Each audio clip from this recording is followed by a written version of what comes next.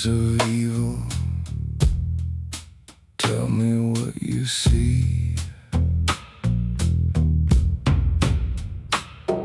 Fake smiling people, professional sanity. Tip a silver to Judas. Raise a cup and revel, a murder mayhem spree. Whisper to the devil, a blood-soaked fantasy. Tip a silver to Judas.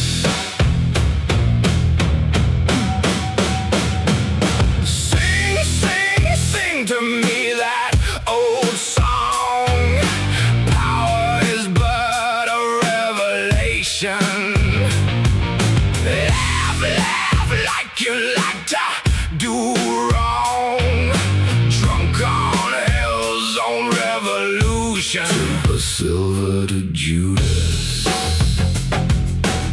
So tip a silver to Judas.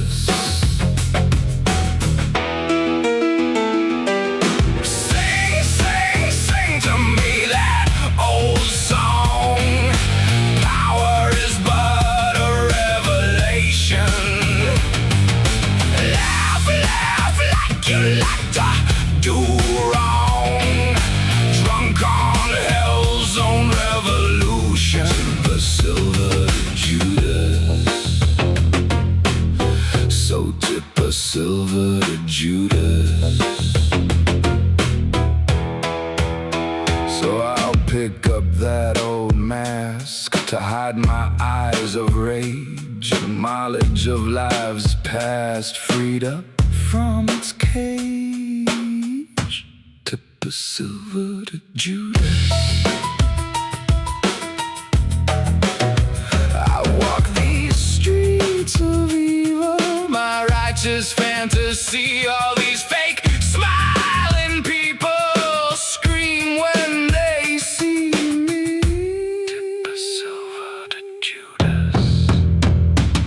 I'll sing to you a brand new song. My pain is meant to be your salvation. My prize will be the cries of those who do wrong. My war will be an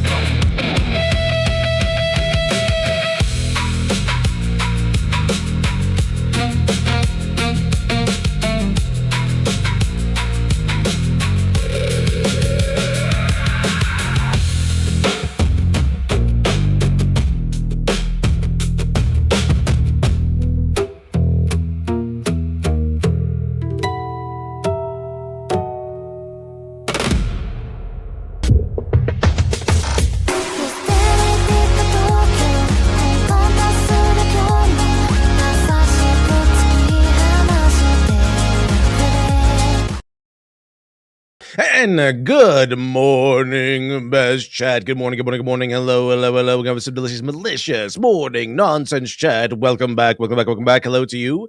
I hope you're ready for some fun chat. Hope you're ready for some. No, according to some conspiracy theories, today is going to be a very interesting day during morning nonsense because apparently during morning nonsense, at one point in about an hour and a half, we will all lose gravity, and it's going to be very interesting. All right, we're going to lose gravity for 7 seconds during this live stream according to some wild conspiracy theories. So hope you have everything tied down. Oh, we're all set to go, Chad. We'll see how this goes, Chad. We'll see how it goes. Anyway, I think this ball says, now this should be a good one. I think so. I think it's pretty interesting. We're going to dive into why men hate modern fiction. I mean, it's not really a secret. They just it's just nothing but porn for women. That's it. It's like everyone is admitting this too. Like the modern day literature that's available for mass consumption is just all porn for women. And like, oh, well, you'll never understand a woman's story. It's just porn. It's not a woman's story. It's Could you imagine if like if nothing available on TV, there was nothing available on TV to watch except for like pornography, like a male dominated pornography where it's always about like some Chad coming over to fix pipes or something or deliver pizza. And then women are like, oh, we don't watch TV anymore because we don't want to watch this stuff. And then we go, you women never understand a man's story. You're so selfish, right? That's exactly what it's like. Like, why come we're not reading? Oh, because men are selfish and will never ever want to understand a woman's plight. Like, bro, it's porn. Your main character is being railed daily and nightly by a minotaur. Like, it's not really a thing men want to read about. Not really. Let's use Hudson Bombs. Good morning, folks. For me personally, modern fantasy doesn't really push anything. There's little to no creativity. It's the same modern humor. Yeah, there's one standard humor that tends to lean one way. That's assuming it's original. Yeah. However, even things that kind of lean better, even lean to the center or normal or whatever, is cowardly. That's my main disappointment with the movie about He-Man, the modern day He-Man movie. It was pretty cool. It's pretty fun. Even the whole thing where he works for HR and is kind of a soft guy. Uh, it doesn't go far enough. It doesn't go far. It doesn't. It's cowardly. It's ultimately cowardly because they don't put He-Man and Tila together because they know the feminists would rage. They definitely don't have He-Man making the first move and being the aggressive one because then the feminists would rage and they would have a PR disaster on their hands. I mean, they're still complaining about the whole love scene between Han Solo and Princess Leia where he makes the first move. He's the one towering over her. And everything is too scary. It's too scary. So they don't let that happen. They just don't. Uh, Even though it was going in the right direction, it was a little too cowardly. A little too cowardly. And that's kind of a lot of modern fiction might follow follow in those footsteps. Not enough romance, things like that. Not enough, not enough. Now, this is the whole thing of if you read Shadiversity's book, Shadow of the Conqueror, right? This is objectively part of the story. That the main character was like a rapist. I think that was you could describe it like that way. He would order in young women to fornicate with. We'll say not necessarily in accordance with their will. They didn't necessarily like it, but that's part of his characterization of being a terrible, awful person. And then we have one of the women that he abused so badly that she kind of she lost her ability to reproduce. I think, and that's part of it. Now, that's rough. It's dark. It's part of that whole like, wait, can this guy even be forgiven? Which is the whole point of the book, right? The thing is, that's just two steps away from being a romantasy pitch. If she ended up like going out with him anyway, right? Is like falling in love with him later in life. Now he's all young and like strong and trying to be good. Then that'll just be a romantasy pitch. All you need to do is make Dalen a monster of some sort. You know, I know this because we basically get this same scenario, chat, with Rings of Power. Because Sauron is pure evil in Lord of the Rings. He worked for Morgoth. He did all kinds of evil actions. Galadriel wants him for the death of her brother, things like that. And then they had the audacity to try to make them fall in love with each other in season one. So that's on television. That's tame. That's a tame version. You can only imagine what's happening in the actual romantasy genre. And we've seen some of these videos of like these women shopping for fantasy, and like what they like about it is like, oh yeah, it's just her uncle is railing her from behind while he drowns her and gives her back shots. Like this is the kind of stuff that's in there. Like, in comparison, the worst of Shadiversity's book morally, like the worst events in Shadiversity's book, is probably like on par with your typical romantasy. It is all you gotta do is like replace Dalen with some sort of monster, like an orc or something, and boom, boom, romantasy pitch. So, you really think are they really surprised that men don't want to read just porn for women? That's kind of what has taken over the fantasy genre. Anyway, but yeah, also there's it's very standard because it's very standard. Now, the biggest problem in the past from this was the standard not romance, the standard fantasy setting, which is just Lord of the Rings, just elves and dwarves and everything. And a lot of people use it. I like it. It's very familiar, so it has some bonuses. Like, it has some upsides to using it, but some people some people kind of rely on it. They kind of just lean on it, like a standard fantasy setting and no creativity. Haha, Republicans stupid, that sort of thing. And this is to such an extent that Clarkesworld magazine, it has a list of things that you shouldn't do in your story in order to get considered for publication, and that is, like, don't write a story in which the Democrats or the Republicans are like the key to everything, or libertarians or whatever it might be, or this the key to everything or destroy everything. Like, they don't want you to be like, oh yeah, I'm a far leftist and I hate Republicans, or I'm a Republican, I hate far leftists. They don't want that. They want an actual good story. They know that political bias will just ruin any narrative. Let's see, but that's also part of it. It's also part of it. Anyway, Dr. Christmas says, AI may destroy us all, but at least it gave us Trump being the best wizard and Harry Potter BFF. Seriously, we should watch all of those on stream. Is that a real like series someone made? Because I saw some of those where like Trump is like a Slytherin wizard. He's like helping out Harry Potter. He's like a professor. That would be pretty funny. Let's see. There we go, chat. There we go. 1 second here. All right. I think we got this all set up because I have two options, chat, for an extra video. I'm setting this up right now. Two options for an extra video. I think you might like either. I think it's pretty fun to have either. Let's see. All right. But yeah, I think you might enjoy these. So if we do get to $300 today, which is probably not going to be too difficult because we have a huge head start today, then we will watch an extra video, and I think you'll like it. I think you'll like it pretty well. Let's see. Anyway, Carl says, good morning, LD and Bezjack. Good morning. Shadow says, good morning, home. Husband and I recently watched a compilation video of Luke Skywalker scenes from Remastered Battlefront. It was so satisfying to see Luke as he should have been. You mean heroic? Confident? Not a weirdo hermit who just hates all of his friends and family? Yeah, they had to really try hard to mess up Luke Skywalker. They really did. R.I.P. Michael Donovan. Good morning, everyone. R.I.P. Michael Donovan, the English VA for Master Roshi. Remember to work hard, study well, eat and sleep plenty, and master the art of peace in addition to the art of war. Absolutely. That sucks. I mean, he had a good career. He had a very good career. Anyway, Isaac says, good morning, everyone. LOT ASIG. Good morning. Leave get your coffee. Up, down, says, good morning, everybody. Can't stay, got some things to do, but I'll try to get back before the end. Fantastic.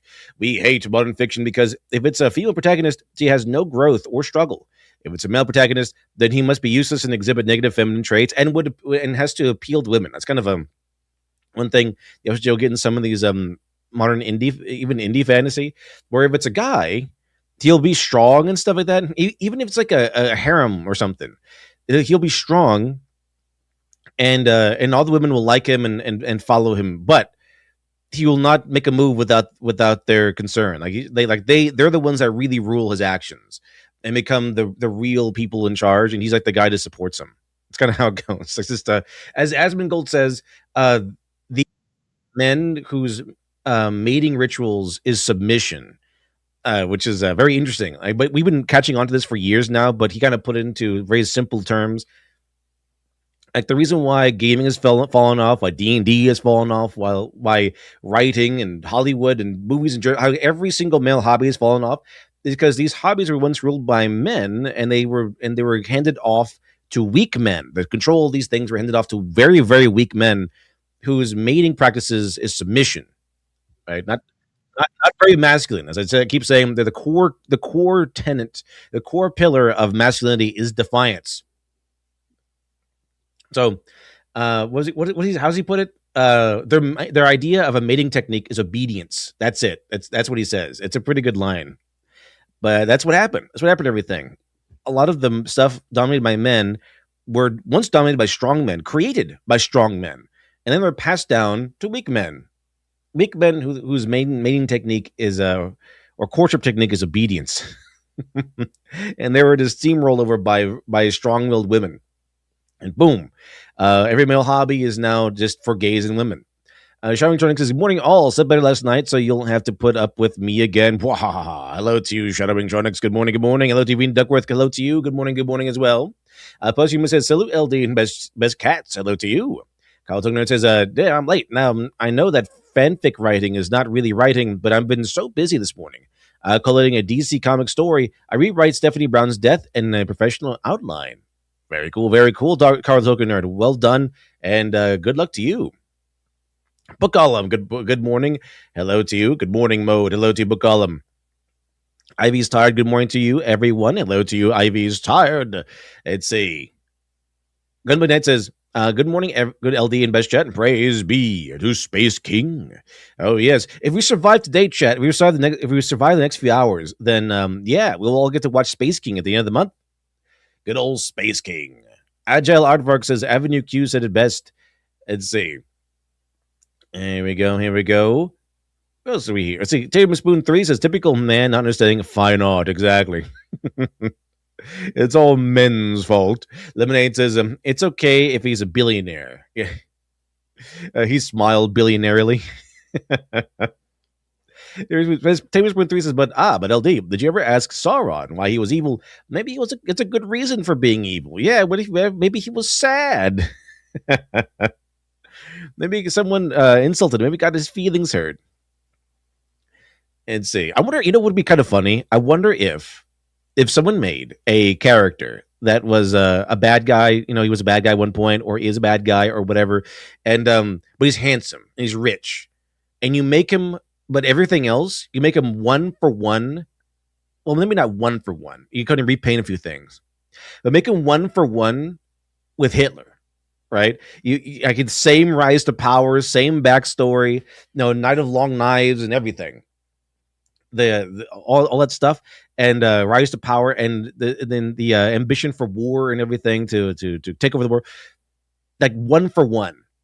I wonder if these same feminist types, these same activist types, would say, well, he deserves to be loved and to be understood and things like that. Because the tradition is that they always rail against you. They always call you Hitler. They always call you Nazi. But none of these people know anything about that. They just know Nazi equals bad. I can ruin you by calling you a Nazi. I can ruin you by calling you Hitler. So I'm going to call you Hitler. That's all they know. That's all they don't actually know things. People have tested this. They don't actually know history. They don't actually know the rise of Hitler or what he did, or how he came into power. So if you actually do that, right, if you actually get the history down, and you make a character that's one for one to Hitler, but in a fantasy setting, so it's not so obvious, and then you make him handsome and you make him rich, I bet they would simp for him. I bet they would simp for him and defend him, all that stuff. Or better yet, make it a woman. Like a woman rises to power, and you make the character this girl Hitler. Maybe not girl Hitler in personality, like from Venture Brothers, because girl Hitler is not really all that bad, I guess, from Venture Brothers. Basically, you made Hitler but a girl, like a female, like this gender swapped Hitler, and does everything Hitler does one for one, but it's a girl, right? And so he says like, well, I was wrong before, and that's why I'm doing this. And I wonder how quickly they will sim for her, like they did with the Scarlet Witch, Jean Grey. It'd be a very interesting experiment. It's a Sauron chose poorly, exactly. Let's see, chat. Very nice says, good morning, let's give best chat. I have a video recommendation called What We Don't Want to Admit About Modern Men by Brave New Slop. It's pretty good. That does sound pretty good.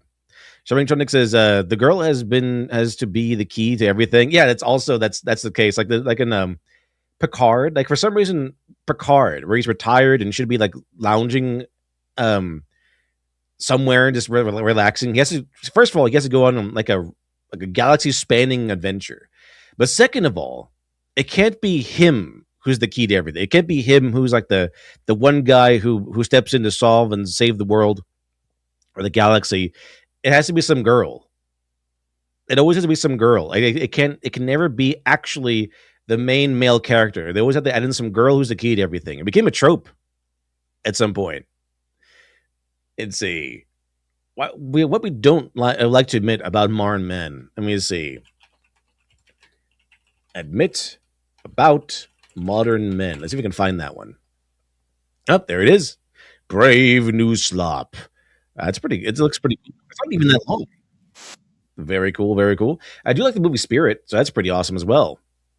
All right, chat. All right, let me get this down here. Let me get this down here. Fantastic. All set. All ready to go, chat. Boom. All right. So good morning, English of Best Chat. I have a video recommendation. Fantastic. Got that set up. Lemonade says season 3 is a love triangle because fuck it. Why not? I mean, they don't. Is anyone really watching that show anymore? No one really talks about it. It's just like I guess a lot of women tune in because of all the romance stuff.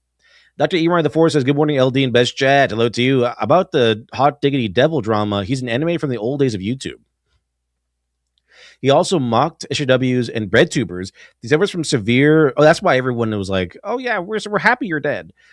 From severe fibromyalgia with depression. Well, that sucks. What did he do? I might know some of his stuff then. He was old school YouTube animator. Where are we going now? Let's see. Great Nice says, if I remember correctly, the Shadow of the Conqueror, one of the women, Dalen, got pregnant, forcibly bore the child, and she became never have children again. Yeah, that was Lyra. Yeah, they didn't know he had children. Yeah, everyone because his advisor said that he that they had like a thing where they didn't get pregnant, and so he didn't have any like children. But it turns out they lied to him and that he had quite a few. Had quite a few out there. Agile Aardvark says gore. I've had bits and pieces, mostly cultural absorption in the movie with Jack Palance and the absurd hat. DK Ultra says Satan originally was a good guy, but got twisted up with his own desires and got baited. Yeah, that was it. That's why pride is the most classic of sins, because that's kind of what happened to Lucifer. He fell to his own pride. And so you says, you think they wouldn't be so harsh to Jews or Israel if they really hate Hitler as much as they claim? You think so, right? They've made comic skits about it, comical skits about it, where they hate Hitler, but they also hate Jews. Like that was like Hitler's main thing. So I think there was like an experiment, I think, one time where they actually did agree with a lot of Hitler's ideas, but they said like, here's a bunch of quotes, and they're all Hitler quotes. But they told them that they told all these Democrat people that they were Hillary Clinton quotes, and they weren't like, whoa, that's extreme or anything. They're like, yeah, it makes sense. They agreed with the Hitler quotes. All they had to do is be told that they are Hillary Clinton quotes. It was way back in 2016. It's pretty funny.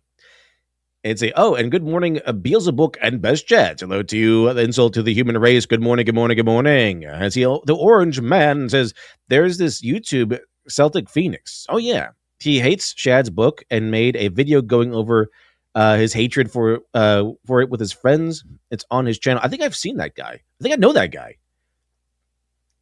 I think they defend me against actually. I think if it's them, yeah, I think so. I mean, it's not really a political thing. It's more like taste, and it is an extreme book. It very much it is an extreme book. So I can see anyone from any side of the political spectrum disliking it for various reasons. It is pretty extreme. Siege Garden says, "I still agree that if the immigrants were hot ladies, your women would form the SS overnight and have this is all their men are being stolen by like big booty Latinas, and yeah, I'm pretty sure, pretty sure that would be the case." Iggy Trend says, "Litav, all activists were raised by single mothers. Or they're rich. I mean that the best pool to recruit from for like communists and socialists and crazy activist people is like rich kids." Let's see. Interesting Litav. You should watch videos from the Cinema Therapy YouTube channel. I think I remember that channel actually. Could have sworn I watched a few. Vare says, "I mean, anti-Semitism has existed way before Hitler. I mean, that is true. Yeah, for a long time. He nearly adopted the anti-Semitism." And I remember liking some older videos by Cinema Therapy. Let's see, chat. All right, now. Mark McGraw says they never forgave Hot Diggity Demon for the Animal Crossing animation that made fun of communism. They said this guy sounded based. They convinced him to go get euthanized. That sucks. His Garden says there were some people who made some small judgments to Mein Kampf and submitted to universities who approved it. Yeah, because the universities are basically as Hitler. They just proclaim to hate Hitler. But they agree with his extremities and his extremism. They agree with his extremism and his methods and pretty much everything. They just don't like to be called Nazis or Hitler. It's because like they don't want that tag on them. Garnet Ketchel says, "More in Rumble chat. Missed the start of the stream because I'm preparing for the to take old man to the MRI. Well, that's good. That's good. Well done, Garnet Ketchel. Get it done, and good luck to you and him." Comic Wiz says, "Would you be interested in doing a video series on tropes and archetypes?" I guess I could, yeah. I guess I could. I technically have a bunch of scripts done. I just can't bring myself to work on it. I don't know why. Why? I've been working on some other stuff, but I'll get back down to it today. John Doe says Hitler was a vegetarian, teetotaler, decorated war veteran who believed in putting in impressive live shows. Yes, yeah, he was a vegetarian. Also. He was pretty much like an average SJW. He was pretty much an average SJW. It's like really no different. Let's see. Anyways, I like Shad's book until the ending. The sudden power up was very anime. I don't think I don't mean that positively. Yeah, it's like sometimes it's just like, okay, well, here's an explanation, and then there's a power up, and it's just like, okay, the explanation doesn't really always mean everything's okay. Because he just kind of gets granted a bunch of gifts that's just broken, and even in the world that he's in. So I don't know. That could be a detriment in some people's eyes. I was like, okay, well, here's a bunch of stuff you can do, but he has to learn how to do it. So that's like I said, it doesn't. It's not really a political thing. You can definitely be right wing and dislike Shad's book. It's a Shoving Tronic says no LD. Don't go George R. R. Martin. Mark McGraw says, "Last I heard, HDD had considered the assisted canonicide." Yeah, is that what happened? Did he actually go through with it, or is it something that he's considering? Anyway, chat, we have a guest in the back room. Let's see who this could possibly be. Don't talk to me. I know you're a pervert under there. Yeah. And hello, Stu, the Stu crew. Good morning. How do I sound? Good morning. Pretty good. Are you ready for the no gravity, Stu?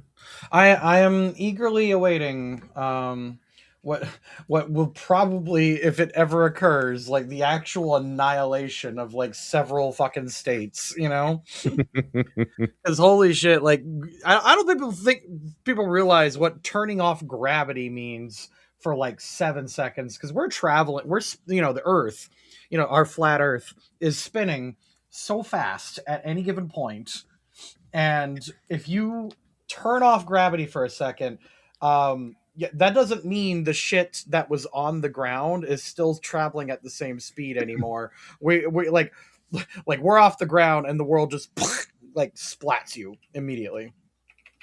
Exactly. So I guess we'll see what happens. So yeah, in about an hour, Stu, we will lose all gravity, according to the conspiracy theory generated by AI. So Yeah, of course. I'm certain that's exactly what's going to go down, like for sure.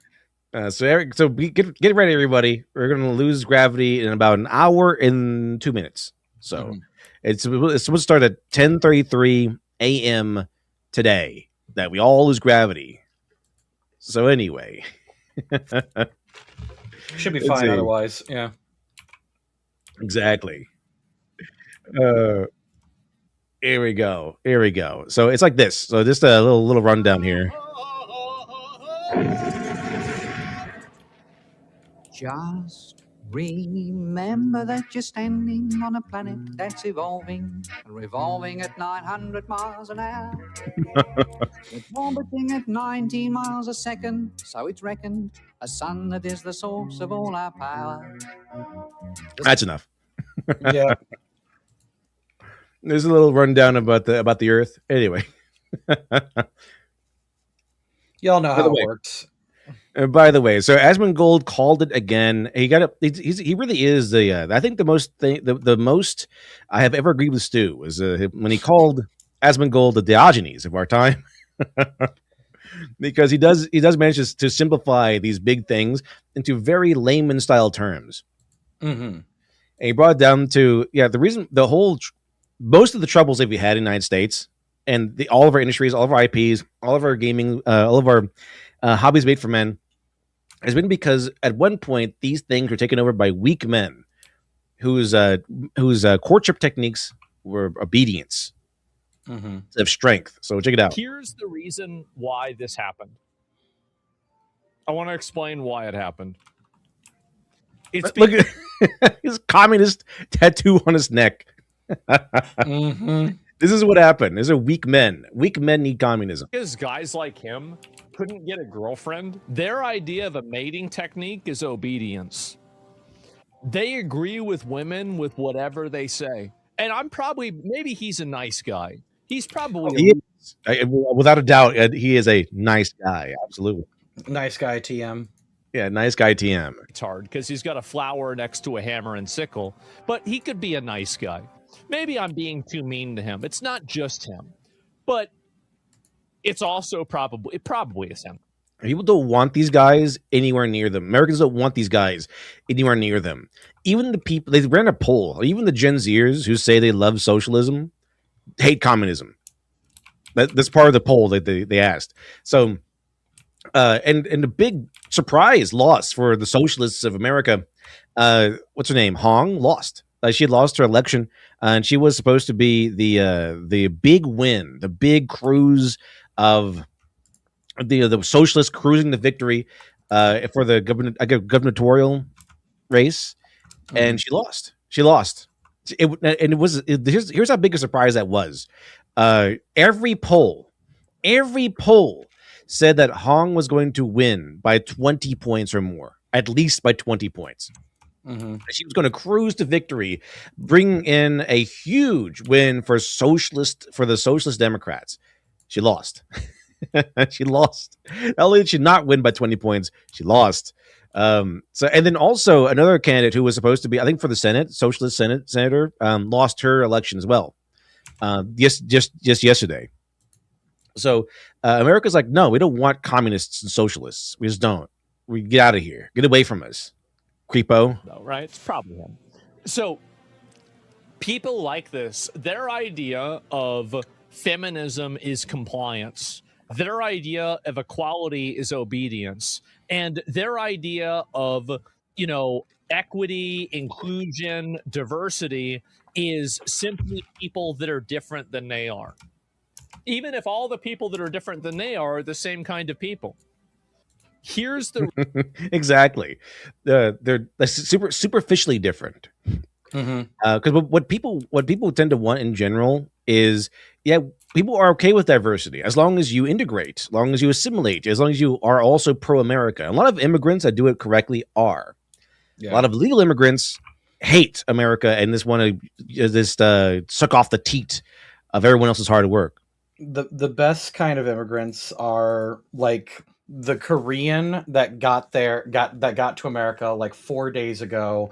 He's wearing a Gap shirt, and he's got like 6 American flags outside of the store he just leased, and he calls himself Jason. Like, that's the best kind of immigrant. He's got a Like, cowboy hat. he got a cowboy hat. He's got a Statue of Liberty. He like fucking hates anything remotely Asian, like not just Korean or whatever, because he escaped like North Korea or whatever, or he escaped feminist South Korea. Like, that guy is more American than any of these fucking freaks we're getting right now. Way more American, more American than some actual Americans. Let's see, who are just like communist. There's no communist Americans. They're either communist or they're American. Let's see. I think if I says I see commie tattoo, I believe it or not, Jay, I mean instant firing. Yeah, just I should be able to instantly fire anyone with a communist tattoo. I think that should be something. Unironically, yeah, I actually kind of see what you like. I'm kind of picking up what you're putting down there. Like, you should be able to do that. Let's see. Lady Fastlock, good morning, good morning, good morning. Hello to you. And then She's Gardens, howdy. Haha. Ni howdy. Ni howdy. I love that guy. I love that guy so much. Let's see. All right, chat. Well, let's see. All right. I have to do something really quick. So I'm going to put on a short video. And if I'm not back, I hope Stu can take over for a little bit. I won't take very long. But, all right, boys, we know who we're talking about today. All right, we're talking about a funny-hatted tribe of people. Let's go. Ready to ramp it up. Where is this? I found it. Okay, here we go. Ladies and gentlemen, welcome back to Info Battalion. We are live with the scariest news. Washington liberals and their pet Gestapo in tights, aka those flying Nazis we call superheroes, floating around over our heads, watching everything we do like some kind of kinky, degenerate big brother, never wanted you to know. And you're about to hear it first and hear it live on Info Battalion.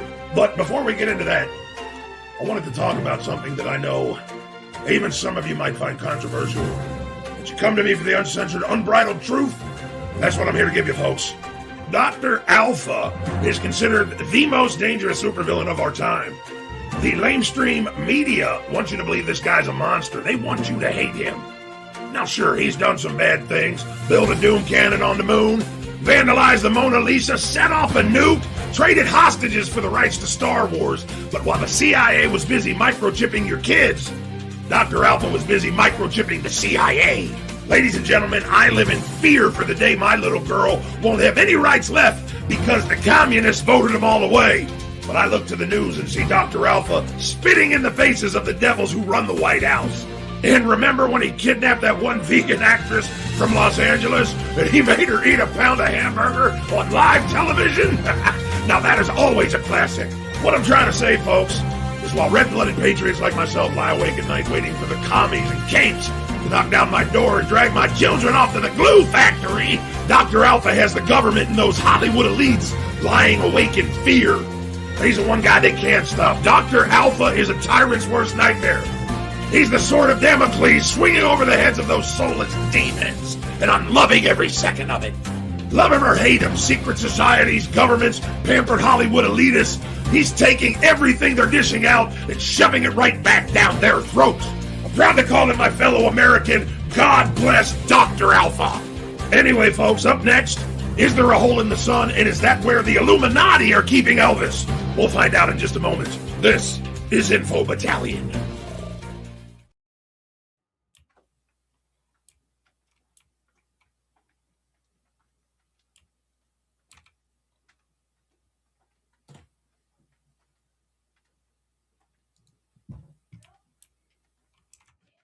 Huh? Hello. Oh, shit. Oh, God. Okay. I didn't even realize we were back. Hello, everybody.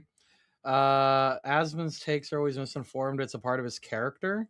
The dude has no background or anything. That's why he can't debate his points like Alex Jones here. All right, I'm back. Yeah. I've returned. I didn't even realize we were back yet. Like, Jojo was outside trying to get a hold of me, and I totally lost contact. Let's see, but yeah, we're back. Back. But here we go. Here we go, chat. The first real video of the day. 10 novels that explain why men hate modern day fiction. Let's check it out, chat. Let's see where it heads out. I think it's an Echo Chamberlain video. Check it out. The top 10 novels that explain why men no longer care much about novels. The most insufferable, pseudo-profound, flaky, and poorly written specimens that together give a sense of how much of a drag it is for contemporary men to go into a bookstore, sample price shortlists, and read reviews of contemporary literature. Many men have an instinct that fiction isn't oriented much toward them, that there isn't much of the zeitgeist fiction they like that captures the wider public imagination. This leads us to number 1 on our list. Topics of Conversation by Miranda Popke. Described as a Real quick. course about sex, violence, and self. Just letting you know that apparently there is a massive thunderstorm outside. So if I just suddenly go, it's because of that. It sounds good. I mean, that sometimes does happen. Yeah, it is thunder season. Thunder season Really is. It's the Orange Man says, "Hey Stu, you going to be OzCon next weekend?" At AzokuCon, yes. Okay, it's not next weekend, is it? AzokuCon? Oh, I hope it's not next weekend, because that's a problem. Because this weekend I'm gonna be in Chicago. The weekend after that I'm gonna be in Texas, by the way, and then. Yeah, it's the last weekend of August. Okay, yeah, I'll be there. I should be there at AzokuCon. So very cool, very cool. All right. Well, if Stu just suddenly leaves, we know the thunder got him. Yeah. What do you mean they got him? And say they got him. Funny issues. Good morning, LD and Stu. How goes the con scene? Doing well out there? It was pretty good. Last weekend I was in Boston. Out of all the big cities in the United States, I really like Boston. Boston's pretty sick. Good place. It is one of the few places in America that has local like pride too. Not that pride. But I'm talking like we're Bostonians and we love it. You know, that kind of thing. Actual pride. Like actual pride in being Bostonian. They love it. Went to the Boston Tea Party Museum, had a good time. I really like Boston. Bostonian. By the way, speaking, before we get back in here, I watched the EDP documentary. Man, that's kind of a rough watch. That EDP? guy is insane. Yeah. You haven't heard that guy? He was a well known. He made the term cupcake a terminology for a meme, I guess, or a term for trying to hook up with a underage person. Oh, he was busted by Alex Rosen and stuff, and then again later on he would try to hook up with a 15-year-old. It was made by Mike Klum, the guy that did the Boogie documentary. Mm-hmm. And everyone is talking about the EDP documentary where it has millions and millions of views. That's because he has like no remorse anymore. He's like no remorse. He's just kind of almost proud of it. Who the guy that the cupcake guy? Yeah, EDP. Yeah, he's just almost proud of it. It's rough, but he also has had a rough life. Mm-hmm. But it's severe porn addiction. So you kind of understand what's going on there. I mean, what? I'm gonna be honest with you, dude. My life wasn't like easy, and I had a porn addiction, but I don't think I ever snacked at the miniature cupcake bar. I'm gonna be real with you.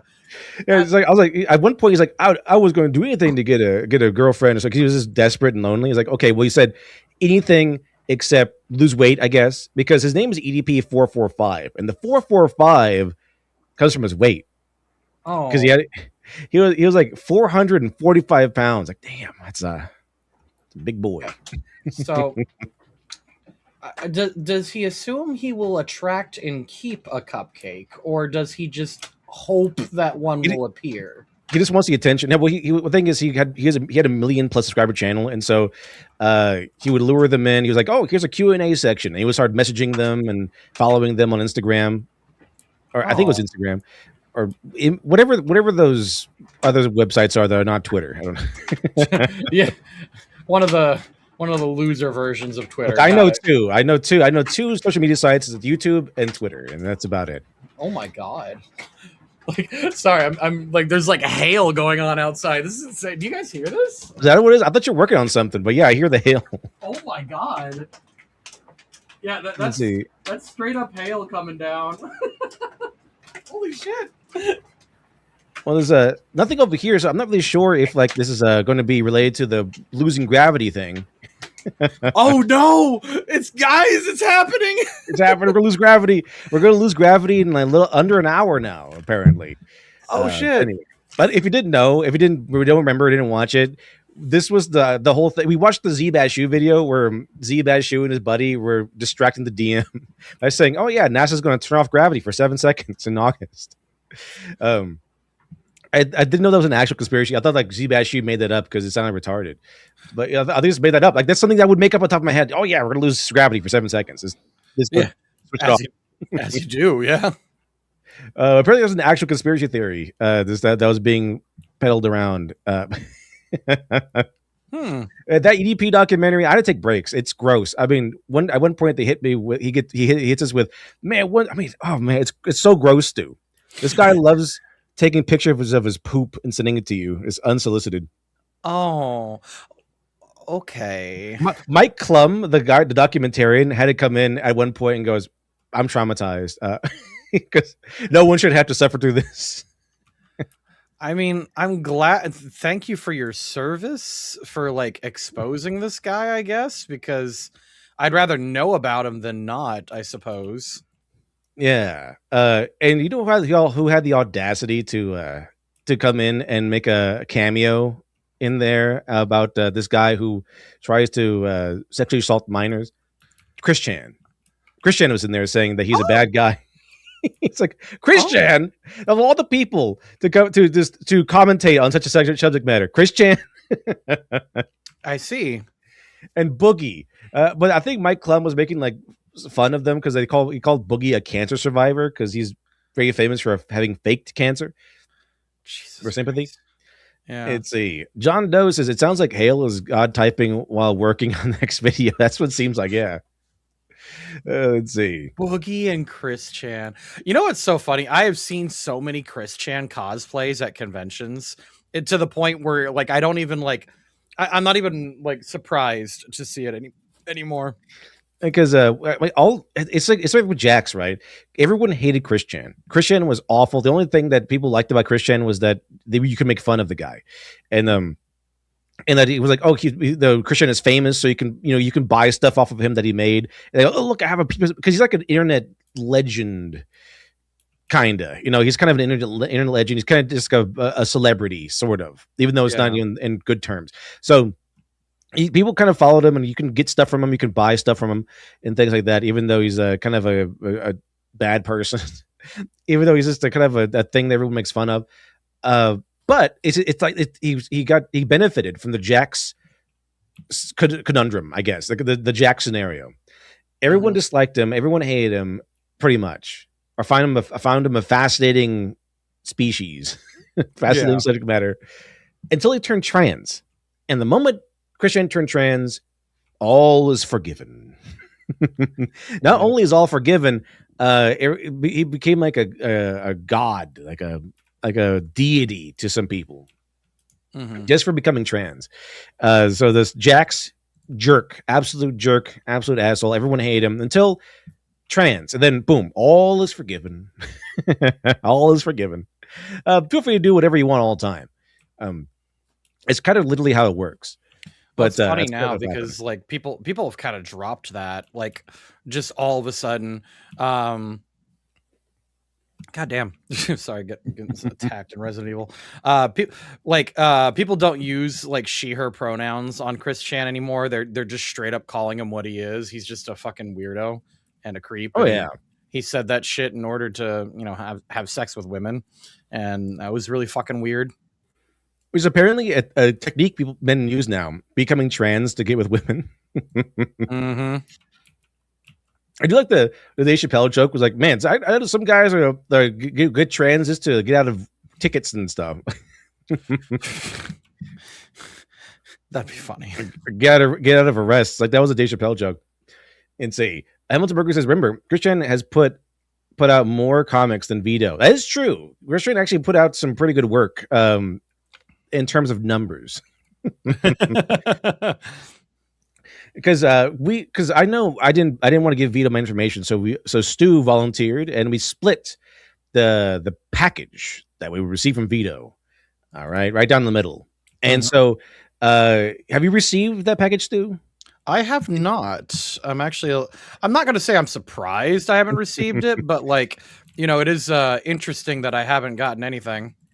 So here's the funny part, Stu. Here's this really funny part. So Vito, he starts selling this comic that he was doing, Super Killer, on his show on the podcast that he was doing called biggest problem in the universe. They did with Dick Masterson, and that was years ago. And at the height of their popularity, at the height of their friendship, that's when he was doing it. As he was pimping it out, that he was like, "Hey, back my comic book and everything." The show died. The show is over. He had the last show. Dick Masterson has left. He couldn't stand Vito anymore. He just hates Vito now because of Vito's like neediness and everything, his personality. Didn't even want him at his house anymore. Like this, when at the height of their friendship, they were both in the same house. Like they're both in Dick Masterson's house doing the show. But eventually, Dick Masterson started hating Vito and starting wearing down his nerves. And eventually he's like, "You know what? I have tinnitus now, Vito. I can't really stand your voice, so I need you to stay home." So he started requiring Vito to do the show from his house. And eventually it came to an end. So at the height of their popularity, Super Killer was being offered and was being backed. The show is now ended. There is no more biggest problem in the universe. I mean, Vito kind of like he agreed to the terms Dick Masterson kind of offered to continue it, but Masterson is gone, and now I think he replaced Dick Masterson with like Billy the Fridge. So it was like this two super liberal fat guys. Let me go ahead and I'm on the edge of my seat. Two super liberal, gigantic fat guys are going to be commentating about problems. Because part of the show was like seeing pushback between the two, and all that stuff. So now there's two guys who are pretty much the same dude on screen. Fantastic. But the thing is, the show is effectively over. There is no more Dick Masterson and Vito. It's just Vito trying to carry the show until it dies for good. Comic book has not come out yet.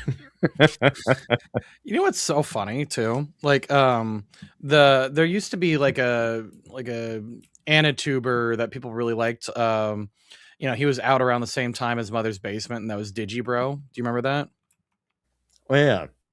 Digibro apparently is trans now and goes by Trixie the Golden Witch, and that person just released their own podcast called Biggest Problems in the Universe. And I was like, that sounds familiar. And it's like, yeah, it's making fun of Vito. There's a faction of people against Vito for various reasons. But yeah, I just know Digibro because I think he's the guy that made a song called "He Is a Pedo." I think wasn't that it? Maybe.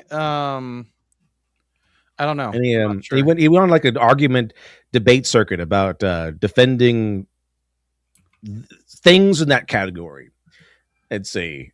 But Christian has put out Christian has put out more comics than Vito, and he didn't. It is out of sheer passion of it. Just out of sheer passion, just for the fun of the game. Now it's crazy. It can get pretty weird.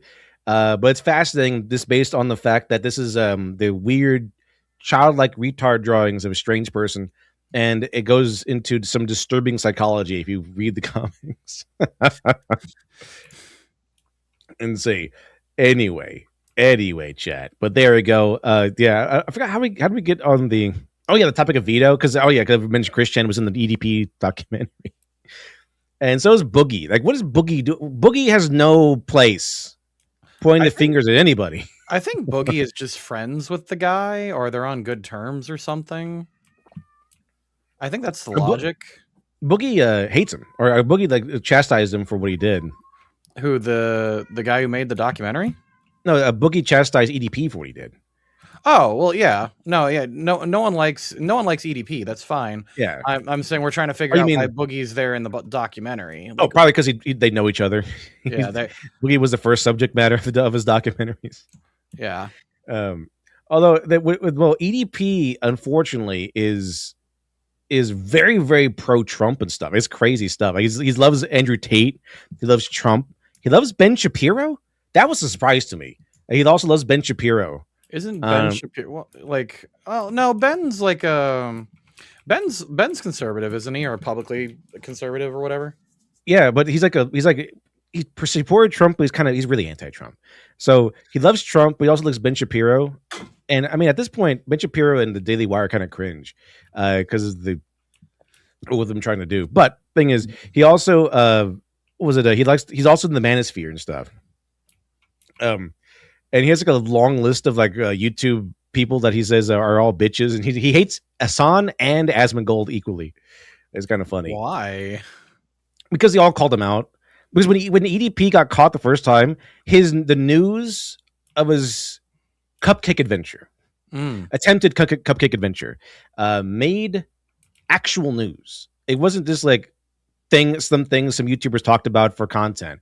It made like Yahoo. It was on the front page of Google when this happened. Oh boy. And that's what he said. So it was huge. It was huge news, and they all covered it. And pretty much everyone who covered it. I mean, this guy's insane. This guy's a monster. Because when he was, I don't know. I don't want to. Maybe I shouldn't spoil it, or maybe I should spoil it so you don't have to watch this stupid documentary. Because Mike Clem, I guess, did some good work, but man, it's a dark documentary of a terrible subject matter. It was rough at some points, kind of gross, very gross, mostly. But because he is unrepentant. There's no filter on EDP. So he's just talking like this is the guy that sends unsolicited pictures of his poops to people, even including women. He thinks like sending pictures of his poops is like flirtatious. Oh, it's gross, very gross stuff. But I have seen documentary. I was like, oh, well, I'll just watch this and we can talk about it. Like, I don't want to talk about this documentary, but it is very fascinating. It is very fascinating to see. It's like this morbidly fascinating, like a car crash. right. But that's the big topic right now. Everyone's talking about the EDP documentary, millions and millions of views, lots and lots of reaction videos. But it is a rough watch. I recommend seeing someone's reaction to it than watching it itself. Even though it is pretty good work, it is, however, very rough. It is a very rough, tough watch. So be careful about that. Mm-hmm. If I ever would once support trigger warnings, it would be here. That bad. Wow. Where Lit Dev's going is like, yeah, no, trigger warning's justified here. Jeez. This guy is talking about like, oh yeah, I was jerking off and I just ejaculated red cum. I was like, what is this? It didn't even. I was like, man, you should have warned me. No shit. It's just like we're going down normal documentary dark stuff, and all of a sudden, boom! I hit with this information. Like, whoa! I didn't know this. I didn't know all these things. But anyway, you don't know if he's acting, or if he's serious. I'm pretty sure he's serious. He's serious all the time. Hamilton Burgers EDP managed to get stung on two separate occasions, but the thing is, those two guys messed it up royally, and that's why he's not in prison. He actually did commit crimes. He committed crimes, like documented crimes. The crimes are gross as well. I mean, it requires him sending pictures of himself that are very pornographic. But the reason why he's not in jail is because those two guys messed it up. The two Sting teams. They're all both YouTuber Sting teams, and they got Chris Hansen stew. Chris Hansen is in this documentary. Holy shit. Chris Hansen and EDP Who the sat fuck down. is this guy? I apparently because he's got some pull, apparently. But Chris Hansen sat across from EDP, and he was reading out EDP's text messages to these 13-year-olds, 13 and 14 and stuff, and I think one 15-year-old. So he's like, it sounds like you're trying to assault a minor, and he's like, and EDP's like, well, that's what it sounds like. I was like, man, no remorse, man. No remorse, no shame. Not no, some of these guys at least have the decency to feel shameful.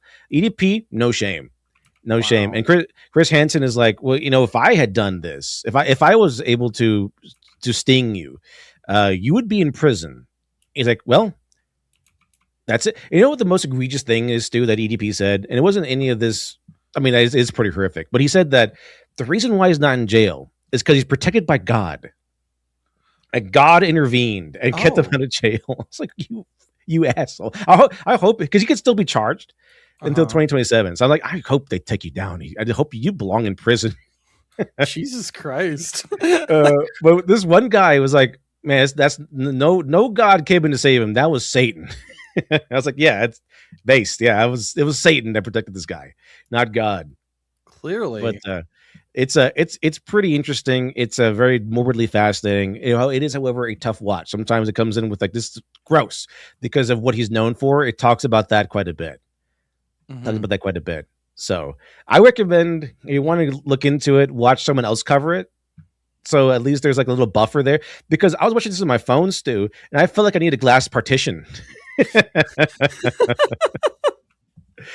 I was subconsciously shoving the phone away from me farther and farther, because I was like, okay, I need some distance from this crap.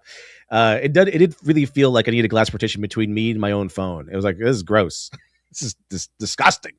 Horrible behavior.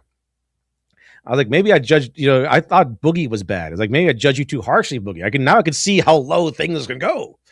Let's see. Mrs. Ball says, the man is free because clout clicking chasers were too busy thinking on the content and didn't think to work with the police. That again, this is California, I believe. I think he lives in Vegas. But the thing, yeah, that's what happened. That's literally what happened. These two guys, these amateur YouTube stingers, they messed it up. Both of them did. That's why he's not in prison. They both messed it up. And Chris Hansen points out exactly why, what went wrong. They had the girl message him first, and if she messages him first, it's over. You can't use it. And see, Johnny Ortiz says, "Hey, Litdev, Mike, did Mike say who was the next?" I don't know. I mean, what else? Where do you go after Boogie and EDP?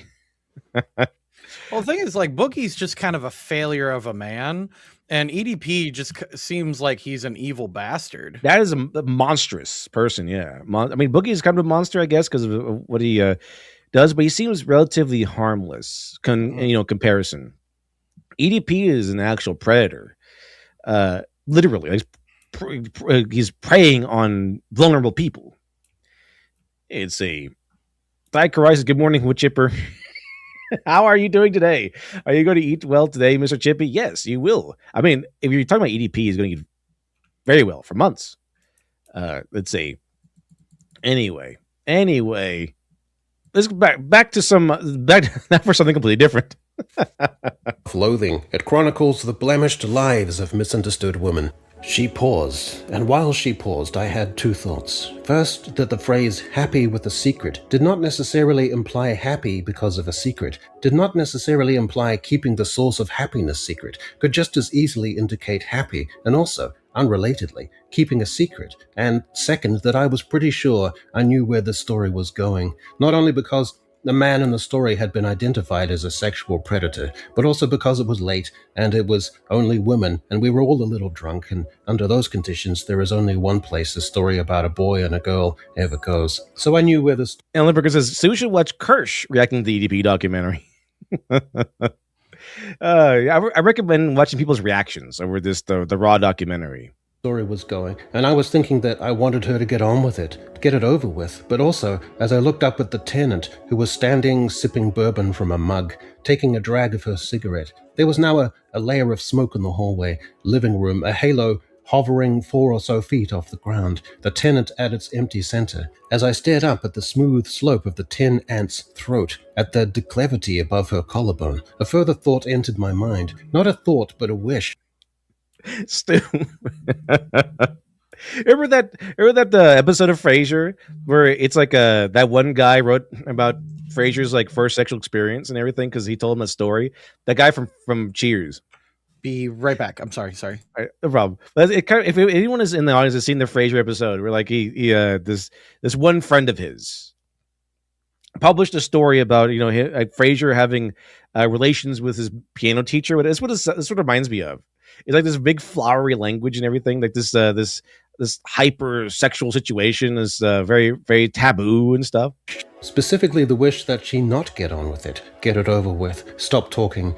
Number 2, You Exist Too Much by Zaina Arafat. What is this title? You exist too much. All right.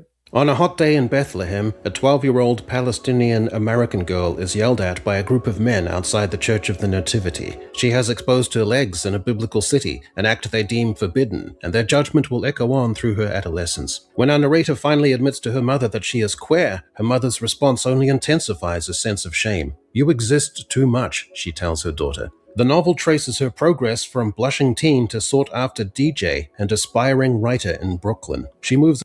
I remember I looked it up when Chris Hansen made the scene in the documentary. I looked it up, and he's apparently had some financial controversies, and I think there was a way that he handled something that caused someone suicide. I think he might have gotten it wrong or something, and the guy killed himself. I know there was a suicide involved, but I was like, I heard that Chris Hansen got into some controversies. Fortunately, it wasn't like anything EDP related, so that's good. That'd be kind of ironic, but yeah, he's had some like strange controversies, but I don't think anything that's too career ending, except for the suicide one. I forgot if that was like because the guy decided to like end his own life because he got caught, or he botched it. Because if you botch one of those things, that's big. Because you just ruin the guy's life if you botch it and got the wrong guy. That's big. Mm-hmm. You can't really take that back. That genie's out of the bottle. Into an apartment with her first serious girlfriend, but soon her longings, so closely hidden. Oh yeah, Stu. Remember that episode of Frasier where Frasier's friend from Cheers publishes that book about his relations with the piano teacher? No, I don't remember this. I'm sure, like, refresh my memory, but like, I think it's one of the earlier episodes. But like, there's this one of Frasier's friends from Cheers comes in, and he became a famous author by writing this flowery romance book that all the women are in love with. And it's just Frasier told it's Frasier's story about his first sexual experience, and it happened to be with his piano teacher. oh, And it's like, this is my story. But that's what it reminds me of. Like he read the book, I think, and it's like the same kind of flowery language, or the same like extreme taboo experiences, like situations, as these books for women. During her teenage okay, yeah, holy shit. Insane. years, explode out into reckless romantic encounters and obsessions with other people. Astoundingly, you have almost every single contemporary trope in one blurb. Diverse multicultural protagonist, misogynistic reactionary men, denial of female agency, queer lesbian identity, intense tensions with a mother, early internalized shame, Brooklyn, sort of creative life. I'm pretty sure if you feed all of these to a ChatGPT or something, it'll just generate to you a generic book you can just find today on any shelf. It's all the same book. Style as a DJ, reckless sexuality and polygamy, self-destructive impulses, and trauma. Number 3 on our list. They love that one. They love trauma. Scaffolding is a painfully self-conscious novel of desire, psychoanalysis, and female interiority, in which every affair, conversation, and domestic irritation seems burdened with theoretical significance. Lauren Elkin's Paris becomes a curated backdrop for endless introspection, producing a novel determined to be intelligent, sensual, and politically alert, but is really just a boring person half trying to explain herself for 400 pages. I am sleeping with a man who is not my husband, and I refuse to feel shamed for it. Oh, there we go. Very traditional. Like a traditional female romance novel. That's what we've been fighting for love and sex and bodies without shame. And that's what I'm laying. No, sometimes you should feel shame.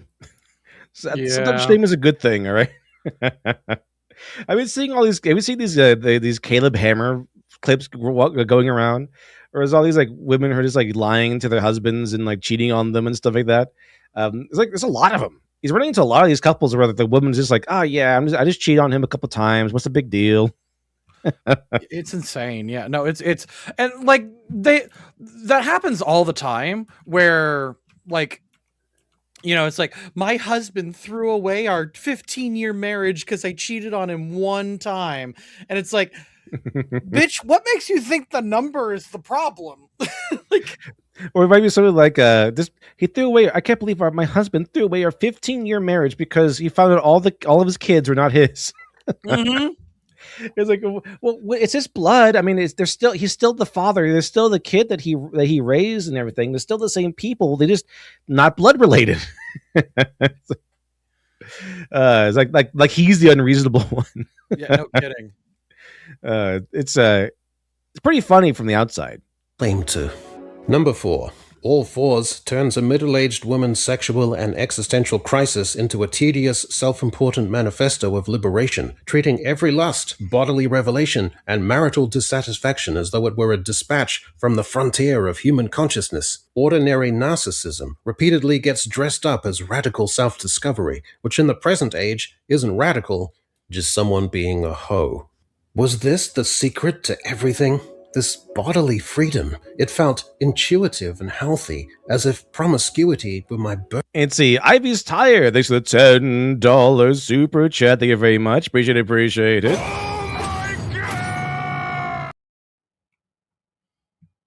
And so I used to be the romance sci-fi librarian at my old library. When I had to buy books for both sections, all I saw was romantasy. It was tiring, boss. Because there used to be some good, like really cool fiction that women used to like that were not just straight up porn. There used to be like some really cool romance series and everything. But now it's just porn. And now, not only is it porn, modern day, a lot of these women who are obsessed with romantasy specifically, they'll just skip most of the book just to get to the good stuff. Yeah, they're not even keeping the stuff worth keeping. You know, they just got to get to it. You know, just right away.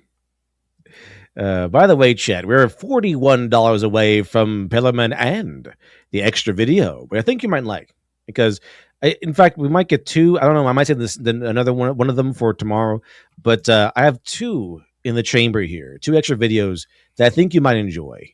Birthright as a woman. Number 5, Flesh by David Zasley. Just called Flesh. All right. This could either be a very kinky romantasy novel, or horror.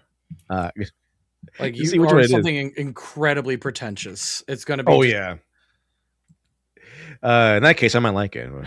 Well, David, Christopher Nolan's Flesh. Oh, interesting. Let me see. Oh, this could be interesting, or it could be really funny. Like, have you seen Idiocracy? And they have a movie just called Ass. It's like that. And best screenplay. It could be that. A male author won the last Booker Prize with a staunch male protagonist? Don't get carried away. The protagonist is dim and swims in a cesspool of socio-cultural toxicity. David Zasley's Flesh follows Istvan, a taciturn Hungarian man who drifts through life with an almost pathological passivity, beginning with an adolescent sexual relationship with an older married woman, and moving through military service, migration, wealth, and social ascent without ever seeming fully to choose his direction. Masculinity is rendered as something mute and faintly dangerous. It also fits... Yeah, because there's two ways that women view most masculinity traits, masculine traits, and that is either it's very silly or it's very dangerous, but in a good way. They like the danger, but but women don't really understand masculinity in general. They know what it is. They can see it, and they kind of like to have opinions on different aspects of it. But women don't understand masculinity, and it's understandable, because why would they? But there are a lot of aspects to masculinity they just find silly, and the bad part is, where it becomes bad, is that they will, when they get in control of movies, like, for example, a bunch of women have taken over the James Bond franchise, and that's like the key guy that they hate because he's everything they hate about men is James Bond. Is the ultimate male power fantasy.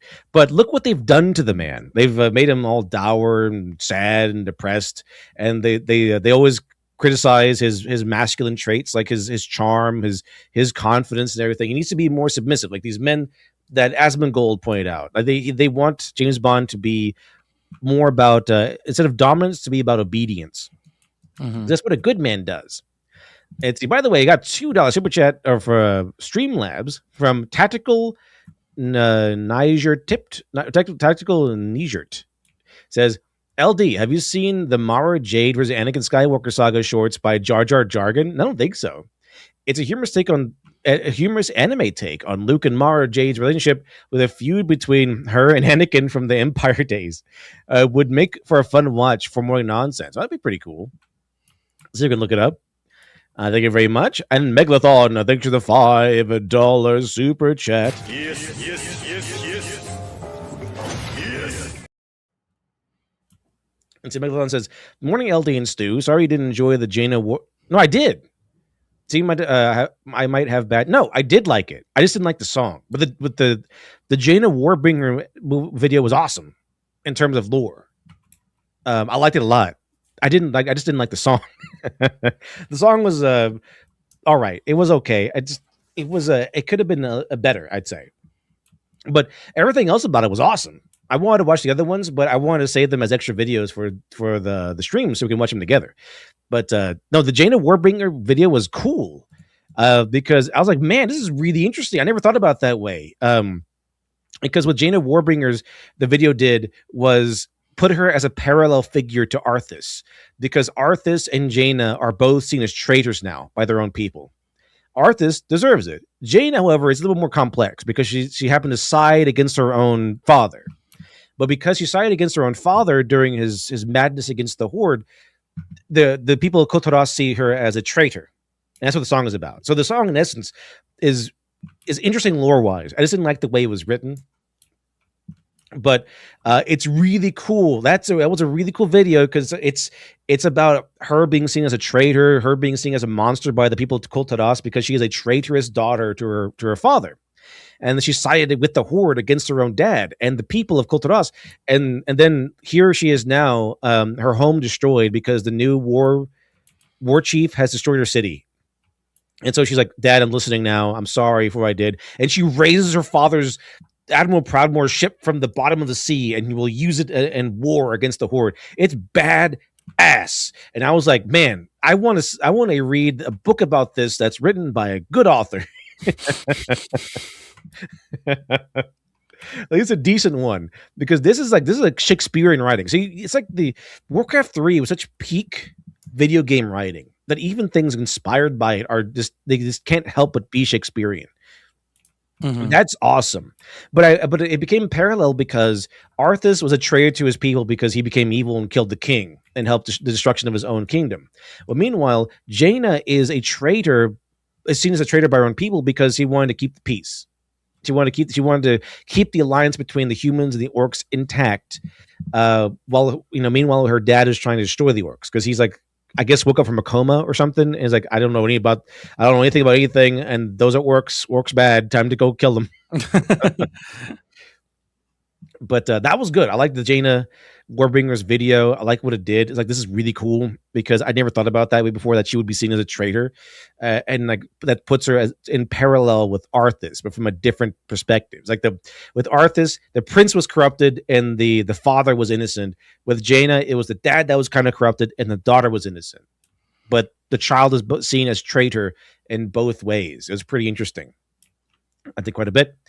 Alchemic 80s, thanks for $20 super chat. Thank you very, very much. Let's see. Alchemic 80s says modern romantasy has destroyed any chance of a normal relationship because these girls are so brain rotted on false expectations of empathic nearing telepathic interactions that they can't deal with real relationships. And that's fair to say because this is what women are saying. Women who are seeing these trends and how obsessed other women are becoming with romantasy. Mm-hmm. And also, this is true because it's the same thing that they say about men becoming porn addicted. They become porn addicted. They lose sight of reality. Right? They think reality becomes the reality of seeing porn is reality of real life. Right? That's kind of what they become obsessed with. And so they say the same thing happens with women in romantasy. They become desensitized to certain things. They become obsessed with certain realities, and the reality of the book and the craziness of these books become the reality in real life to them. and so they get these very weird expectations. And other women are talking about this. Mm-hmm. Other women are talking about this, how it is dangerous, and some of these women went down that rabbit hole of romantasy and were able to dig themselves out and come to the realization like, whoa, this is bad. Okay, this is damaging. So it's the same thing that they say happens to men with porn addiction, except it's women and it's literature instead of videos. Yeah. Or movies. It's interaction that they can't deal with real relationships. Yeah, exactly. It is what's happening. That's why even some women are like, whoa, this is an issue that needs to be addressed. Let's see here, Chad. But thank you very much. Thank you very, very much. Oh, actually, I could have add that in here too. There we go. There we go. There we are. Thank you very much, Alchemic 80s. Yeah, sorry. I'm so sorry. I guess so, they got him. They got Stu. I'm running through the police station. I see a zombie in a room. I'm like, oh, okay. So I run out and I run into that big fucking muscular guy, like in the darkness, just completely. Fuck! I'm cooked, guys. I'm gonna die. I'm so sorry. I thought they finally got Stu. They got me, guys. And see, Cosmo Batista, that actually happened. I was talking to my other friends, and I was talking to another friend of mine over Discord and everything, and he was talking about, I think the squeeze, like what's going to happen with all the stocks and everything, the GameStop stuff, and how the hedge funds are drowning in debt and are just on the brink of destruction, and all of a sudden, boop, boop, they take him out. He's just gone. I was like, oh, they got him. They got him, guys. He's right in the middle talking about the hedge funds and stuff like that. Oh, they got him. And see, obviously, I don't know, but why? But I blame Twilight for all of this. It might be like the Watchmen scenario where Twilight wasn't all that bad. It was just kind of fun, and then it just snowballed from there. It's the Origin Man. This too says, Stu, did you hear Little Karibo is transitioning? I heard. Yeah, I told him. Yeah, I heard. I'm not Oh, surprised. man. Yeah. I've known those people for a very long time, and I am not surprised that is what we're hearing. In fact, I'd have been more surprised if it didn't happen. If he didn't go trans. Well, again, if you know his spouse, like she's just one of those, and it would not surprise me if like. That's what I thought when I heard that he turned trans. That's what I thought. She's one of those leftist succubi that drains a man of all of his self-respect and masculinity. So what happened to what happened to iDubbbz? Is what happened to what's that guy named Steve Shives? Steve Shives, iDubbbz, and a lot of these guys. A lot of these like these guys who turn super leftist eventually. It's because they get these harpy girlfriends that just suck all the masculinity out of them. Like, it's sad. Like I remember, like both iDubbbz and Steve Shives, I know for sure they have their girlfriends came in and said, "Oh, we got to get rid of this hobby and this hobby, and this is problematic," and they get rid of all this crap that's problematic, and they're like, "Yes, dear." Let's see. But yeah, they always get like these far left harpies. Like the iDubbbz, I don't know, but I don't know what his politics are. Probably no. He's a Hassan orbiter. He loves Hassan. He did a thing with Hassan. So yeah, he's far leftist right now. Remarkably neatly into the contemporary prestige literary ecosystem, with male ambition, sexuality, and physicality shaded by menace rather than treated as sources of imaginative possibility. When he's 15, he and his mother move to a new town, and he starts at a new school. It's not an easy age to do that. The social order of the school is already well established, and he has some difficulty making friends. After a while, he does make one friend, another solitary individual. They sometimes hang out together after school in the new Western-style shopping mall that has just opened in the town. "Have you ever done it?" his friend asks him. "No," Istvan says. "Me neither," his friend says, making the admission seem easy somehow. He has a simple and natural way of talking about sex. He tells Istvan which girls at school he fantasizes about and what he fantasizes about doing to them. He says that he often... Oh, this is the level of prose that it's selling. As cringy as old school romance was, at least they tried proper prose, which was like very poetic and pretty. just stupid. Mhm. But this is like, oh yeah, it's like a Bill Hicks prose. People were like Bill Hicks was making a joke about how people are obsessed with these big time movies where big time celebrity women, you could see like the boob at one point, or like what's it called, the something instinct movie where she like Instinct? Basic Instinct, where she folds her legs and you can for 1 second you can see underneath. And so that, and he's like, "You guys are all obsessed with this. How about just rent a porno? 2 lines of dialogue. I have to see your pussy. All right." That's the level of dialogue here. It's like, "I'd like to see your boobs. All right, here we go." It's like this. It's just so direct. It's like you're talking to somebody on the phone or something. That's kind of the level of prose we have instead of crafted prose.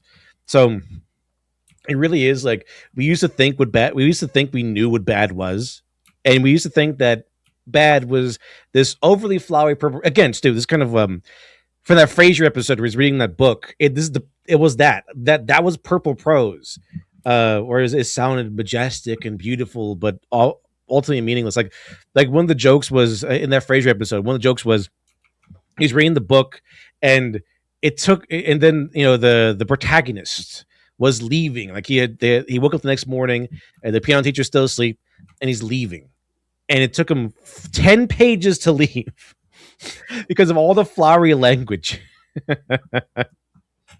It was like one part where it's like gone like this, the aches of my heart, and it's just he's reading down a page, and he reads down another page full of flowery prose of the guy leave or having left, and then he stops reading and he just flips, and then it's like, okay, here we go, and he was gone.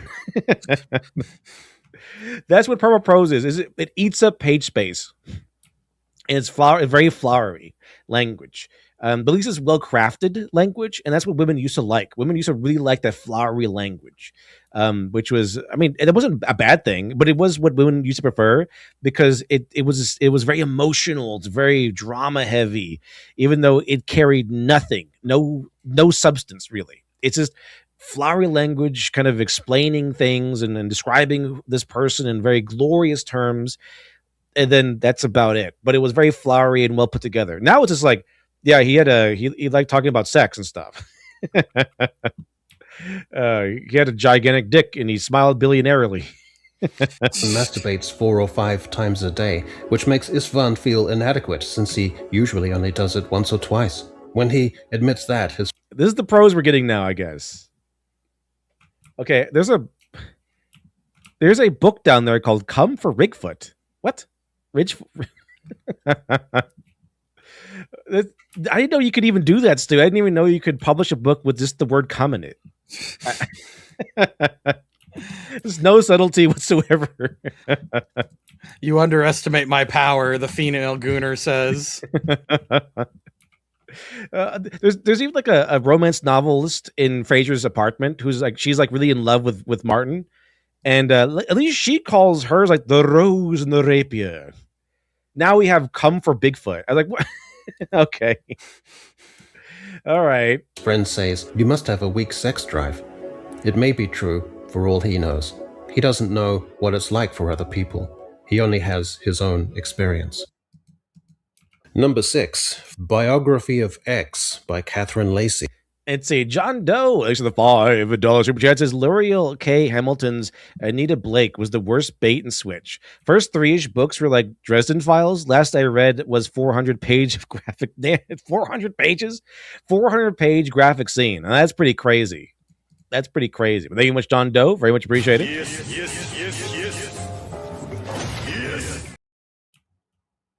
Thank you very much, John Doe. We are now at $2.90, chat. This is $10 away. $10 away from unlocking Prelim and the extra video of the day.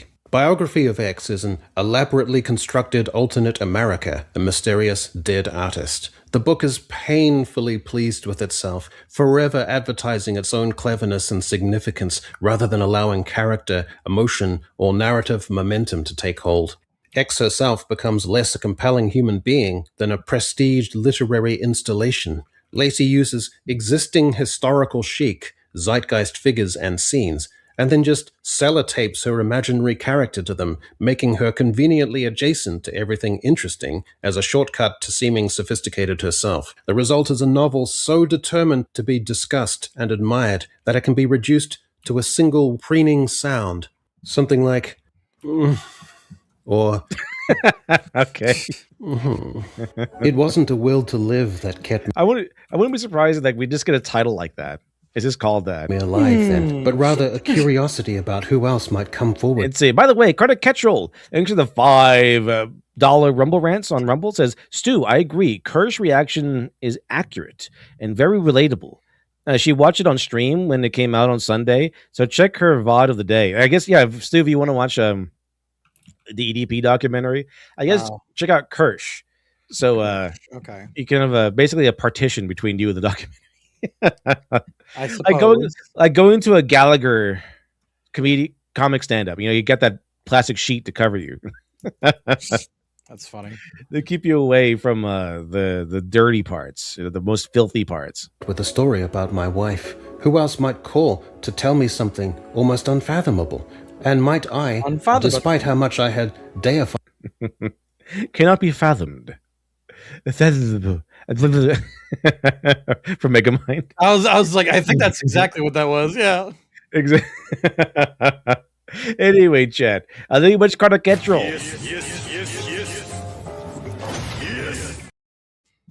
All right, there we go. and worshipped X and believed her to be pure genius. I think Fessa says, I thought guys generally talked about things that interested in sports mechanics, job, and the old lady complaining, stuff like that. And like feminist Gooner fantasy. Yeah, usually, I mean, guys will talk about all of that, but rarely in those terms. Like, really, just that. When guys talk about like when guys like compare notes or Gooner fantasies or whatever, we at least tend to understand that this is not ideal. Like if I were to like lovingly describe one of the most disgusting things I appreciate, y'all know that that's fucked up, right? Like we all know that there's no illusion that like, hey, that's not a good thing that you're into.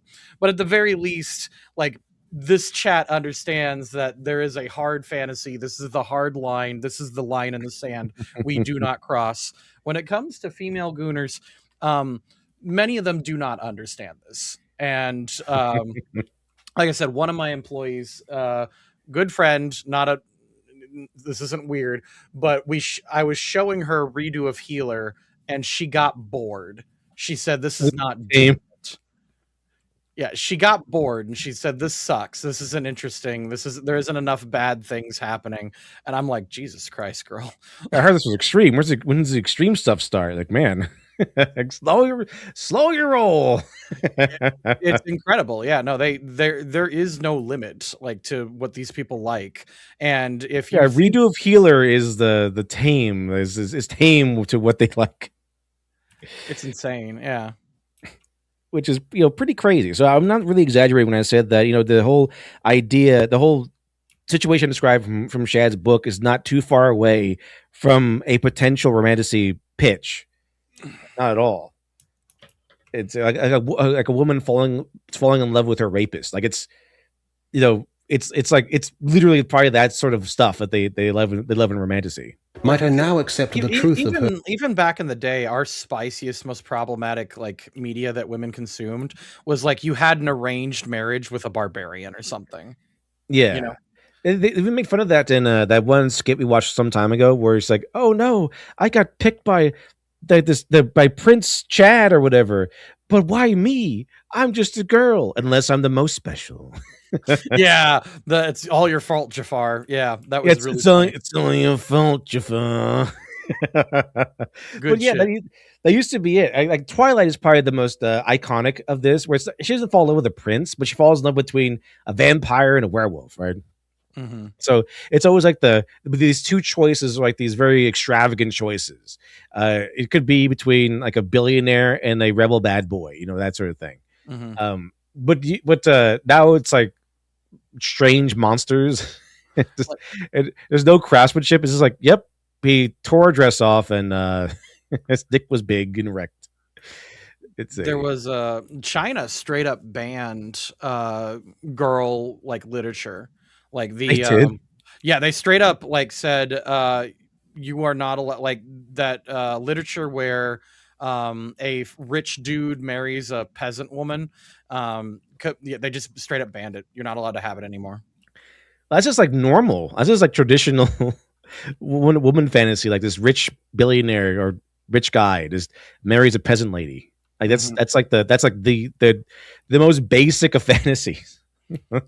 Yeah, They banned that. they banned that. Yeah.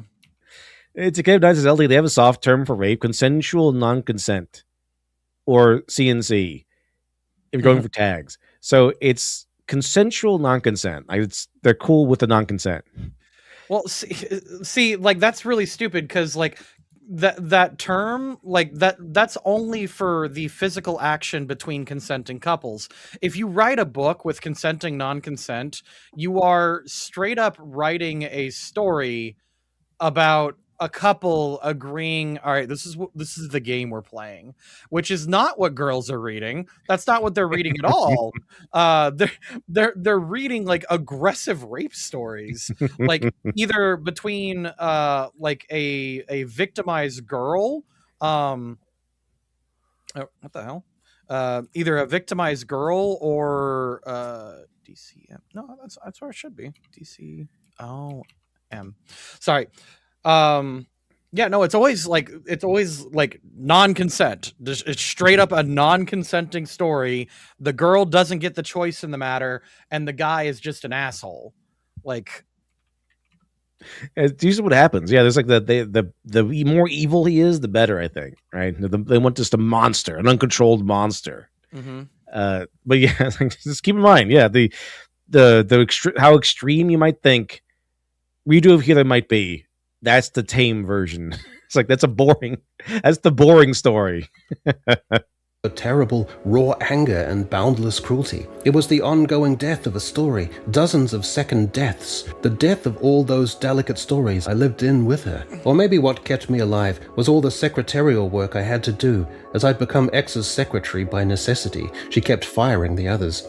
I sometimes found a strange energy to shuffle through her mail in the middle of the night, signing contracts I barely understood, reviewing the amendments made in the event of the artist's death, filing away royalty statements in the manner that X had instructed, and shredding the aggravating amount of interview requests addressed to me, the widow. The Brennan Foundation had invited me to come receive the Lifetime Achievement Award on X's behalf, not knowing that she had planned to boycott the ceremony in resentment for how long it had taken them to recognize her.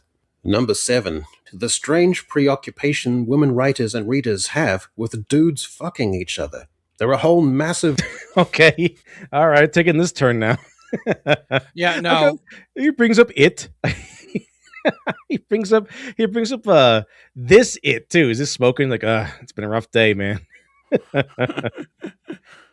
There's one called The Shots You Take. And it's like two gay dudes. Yeah, I'm not really sure talking about hockey at that point. The Long Game. The Game Changer. Tough Guy. Gravity. Speaking of which, chat, we are now floating in space. Let's let you know that we are now floating. We have lost gravity, and we are all going to die, I think. Because we should have lost gravity like 5 minutes ago, I think. So, I don't know. You feel any lighter, Stu? Do you feel like you're floating or anything? Anything floating around particularly. No. So... I don't know. We'll give it more time. Maybe we'll lose gravity in a little bit here. So we could lose gravity any minute, chat. So be careful. Watch out. Tie down your loved ones. Especially with the subject matter of today. Tie down your loved ones. Yeah, about that. John Doe. Thanks for the $10 super chat. Thank you very much, John Doe. Very much appreciated. Very much appreciated. And see, all women alive today are descendants of those women who were able to fall in love with the men who brutally destroyed their tribes. Those that stayed loyal didn't. I mean, it's even before that. I mean, we had studies and records have come out that women, that Homo sapien women were mingling with Neanderthal men all those years ago. So way back when. So it's not just they fell in love with the conquerors. It's like they just love the bestial part of men, I guess. It's very like it. Well, again, too, you've heard the term like all women are bi. It's either bisexual, bipolar, or both. And it's your job to figure out which ones.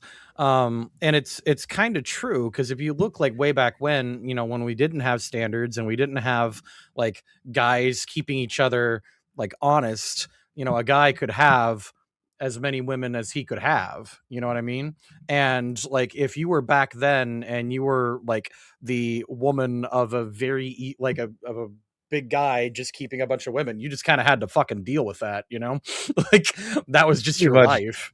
And so like over the course of like hundreds of generations, like the women who were more compliant in that regard like lived.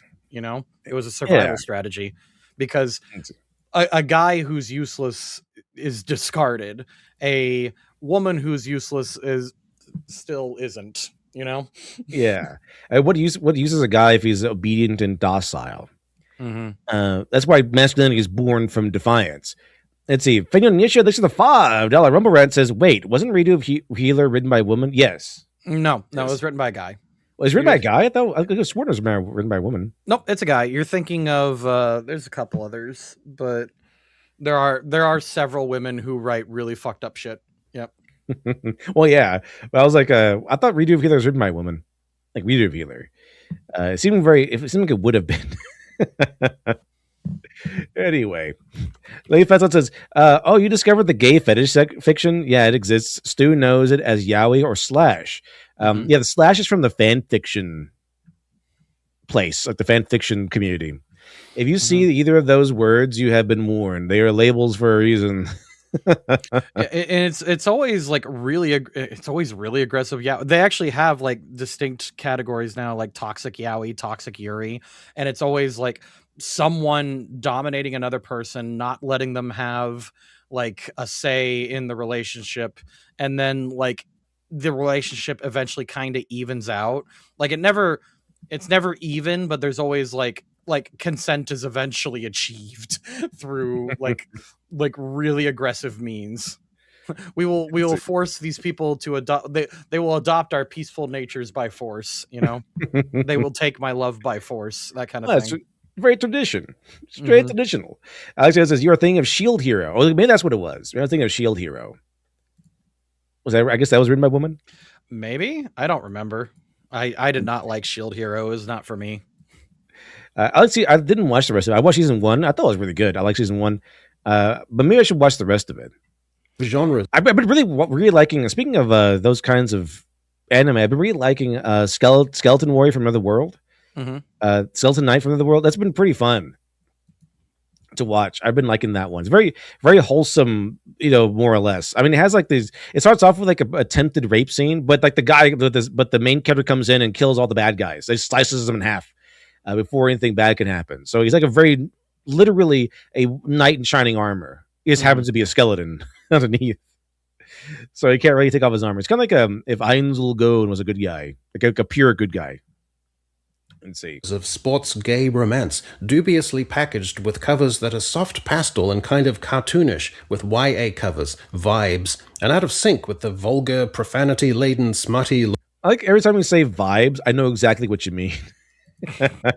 I know exactly what it's going to be like. Low-grade garbage content. The classic example is Rachel Reed's Heated Rivalry. Shane was supposed to be focusing on the game that night against Toronto. They let this happen? There's a parentheses here with an exclamation point. They print this. They print this. This is like author notes. What the hell is this? Like, are there even editors at these places? They even edit over here anymore? I didn't know an editor would see a parentheses like this next week and then keep it in there. I think they might do this in the book Lolita a little bit, but it was like once, and it was just like him doing off the cuff stuff during his trial. So it's just like, the thunderstorms, bad luck, things like that. But this is like, this seems so tacky. It's just such a tacky thing. As he pushed his body on the treadmill, instead he kept thinking back to a certain Russian's promise to come to Shane's home, and there were too many things to process. Ilya Rozanov had gotten him off in a hotel room. again. Ilya Rozanov wanted to sneak out of his team's hotel the next time they were in Montreal, next week, and meet Shane at his apartment so he could fuck him. Ilya Rozanov. Okay. So you See, could fuck him. no subtlety, no flowery prose, like no craftsmanship. Just like, yeah, this is what happened.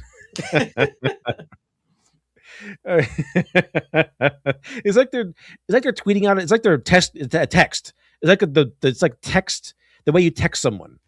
Mhm. Like I'm relating the story to you, Stu, through text or through Discord. This is when we talk to each other on Discord. It's not a book. It's not like professional prose level construction. This is just like a text I send. Like, what is this? Oh man, I think we work too hard for our money. Yes. At this point, yeah, absolutely. Because I got approached in Boston, and someone was like, "Man, I like these two people were talking and yapping, and like I fucking hate that chud." And I was like, "Oh, do tell me." And they said, "Yeah, there's this guy that they know who cannot drive. He's kind of chubby, and he makes $25,000 a month moderating not a Discord, but moderating a Roblox game." Wow. And I'm just like, I work too hard for my money. I work Moderating? he moderates. Like he could script a little bit. Like the guy knows, like he knows how to fix a problem, you know? But like he didn't even make the game. He just moderates it. And I'm like, $25,000 a month. Wow. 25,000 a month. 25 Pure profit, minus taxes, but like pure profit. It doesn't have to like buy inventory or travel or anything.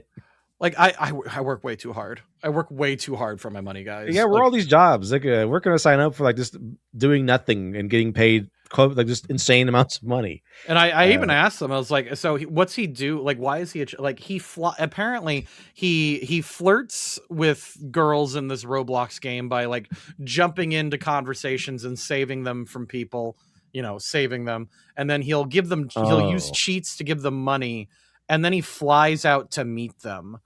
And I'm like, "Bro, teach me your ways. Like, how did you do this?" Like, how'd you get like a $25,000 a month job and doing nothing? And you fly out for booty calls, and it's like, what is this? I don't know what's going on. Let's see. I mean, talk about winning the lottery there. There's like $25,000 a month to do nothing. That's like the dream job. Mm-hmm. Let's see. Anyway. Wanted to fuck him. Shane was both. That's what we come back to. Some pause video. As we come back to. This, by the way, this is important because this is the type of fiction. It's not just like niche. It's the main thing you can buy in a bookstore now. It's like just dominating the market. This is filling up all the shelves. All right. So this is not like a niche thing that is people poking fun at. It's pretty much the core center of literature now. Terrified. Okay, so undeniably. at Alex Halo, it's not the Roblox that like children. It is my understanding he is at least not that guy. He flirts with adult women, and by adult women, I believe. I hope so. Yeah, I believe at least between the ages of 18 and 23, which, okay. Okay. I sure hope so. Yeah. Better be. They did not call, like, they were talking mad shit about this guy too. They fucking hated him for some reason. And I'm like, did he fly out, fuck you, and then never call you? Like, that's what it sounds like. But it just sounds like he's like into manosphere stuff or something. Yeah, weirdly, right? Like, and on top of that too, it's like they didn't call him a pedophile, so like, and they were looking for reasons for me to hate this guy. And of course I didn't care. I'm just going along with the story. You think that would come up? Yeah. Yeah. Like if the surefire way to get me to hate somebody is to open with that, just start with that. It's aroused by the idea, undeniably extremely aroused by the idea. But that didn't change the fact that it was a really, really bad idea. Shane had accepted the fact that he was more than okay with having sexual encounters with a man. Fine, he had suspected that about himself for a while now, and maybe Rozanov was just the first man to see that in him, to offer him the chance to experiment a little. So maybe what Shane actually needed to do was find another man to fool around with. You ended with the word with? You can publish this? You ended a sentence with with. You can publish this. Is this Destiny and Nick Fuentes' like encounter? Is that what this is? Yeah, just change the name to protect the innocent. The innocent. Like, this is a sentence they wrote at the bottom. What the fuck was that going to be? They wrote that. Fuck was that going to be? Number 8, Detransition Baby by Oh, jeez. All right. Tori Peters. Sexual identity becomes a kaleidoscopic comedic drama with heart and pathos. At least that's the idea. In reality, it's absolutely insufferable, flaky, and already horrifically dated. Reese almost had it all. A loving relationship with Amy, an apartment in New York City, a job she didn't hate. She had scraped together what previous generations of trans women could only dream of, a life of mundane bourgeois comforts. The only thing missing was a child. But then her girlfriend, Amy, detransitioned and became Ames, and everything fell apart. Oh no, that's like a tragedy in these stories. A friend of mine detransitioned. Oh no. Now Reese is caught in a self-destructive pattern, avoiding her loneliness by sleeping with I like the cover for that book called Flesh is an eaten apple. Okay. Oh, Men. look at the reverse though. Look at the negative space. It's two faces. It's two people, yeah. Yeah. Ames isn't happy either. He thought detransitioning to live as a man would make life easier, but that decision cost him his relationship with Reese, and losing her meant and losing his No crap. Yeah, absolutely. Yeah. only family. Even though their romance is over, he longs to find a way back to her. When Hold on, Ames's I need boss to and lover... I need to pause for a minute and address a detail that I think I heard in the prose. Okay, the relationship consists of two trans women, meaning two male to females, and Yep. their life was in perfect mundanity, except for a child, and they were going to have it, except one of them detransitioned back to a man, and that seemed to imply that that is what's keeping them from having kids. I think it ruined the relationship because there's a man now. So what either they were going to adopt, or this author really thinks that they buy into the whole, if you are a man and you transition to a woman, you just get the ability to have children now, like to give birth, which is not true. But I guess it was in trans fantasy fiction, maybe that is true. Like you become if you're a man who becomes a woman, maybe you can actually get pregnant and give birth. I wouldn't at this point I wouldn't put it past them. Maybe that's what they're going for, but even then, like, you would think that gender wouldn't even be a factor. Like, you don't have to be gendered a woman to have a kid in this fantasy. At least if I could have an unlimited fantasy, and if that was my proclivity, that's what I imagined I would want, you know? Yeah. Let's see. Schwazoom, Nation of the Five says, in your POV, what is the right use of trauma? Fear after previous failure, etc. Since it's used so much nowadays, e.g., as a barrier for the hero to overcome. I would use it as that, a barrier for the hero to overcome. But usually, it's. Have you ever heard of hurt comfort stories, Stu? Yo, yeah, I'm very aware of that. That's how it's being used today. It's like it's not really something to get over. Really, it's something that they whinge upon and they cry about. So they like trauma because it's something they can complain about and be victimized by. All right. So traditional use of the trauma is supposed to be something I face and get over, to overcome. It's supposed to be a mountain you climb and conquer. But now it's hurt comfort. It's trauma is not there to be overcome. It's there to be used as a claim to victimhood status. Mm-hmm. And you get to whinge about it constantly. That's like the whole thing is like, oh, I'm being discriminated against, or my mom was mean to me, that sort of stuff. The way you're supposed to use, like, trauma and backstory and all these things are like, in real life, are explanations as to why a person is the way they are. Like, if you The core wound, you could say. A core wound, yeah. If you are a girl who's gone through some shit and you are like closed off to the world, that's your explanation. But now what people are doing, they are using trauma as like a moral justification for everything they do. It's not simply an explanation, it's a excuse. You know, my like Scrubs even joked about this. My parents were mean to me. Oh, then Exactly. go ahead and do whatever you want. You know, that It's kind like, of thing. okay, I forgive you then. Yeah, exactly. Yeah. So, and furthermore, it's supposed to be something that you get over, that you conquer, and you face. It should never actually go away. It's Mhm. forever going to be part of you. It's not like you go through a story and then you are able to get rid of your trauma. But it's something that at the end of the story you can now deal with. Yeah. Okay, that's kind of what's supposed to have happened. Like Batman can deal with the death of his parents, but the trauma of that event never goes away. Right. Yeah, it's also like like in guys coming of age stories, it's a guy going through some kind of trauma like in the moment, and then by the end they come out a man. Like Fooly Cooley is very much a teenager who's gone through some weird like Very weird. very weird and inappropriate sexual stuff with an older woman. He comes out like traumatized and he learns better, and in the end they both leave like, even though they hurt each other, they both leave just as stronger people. Like Yeah. it's very much a like Fooly Cooley is very much a story of, hey, by the way, you're probably going to go through some uncomfortable shit, but when you come out, you will be stronger. Yeah, and wiser too. Mm-hmm.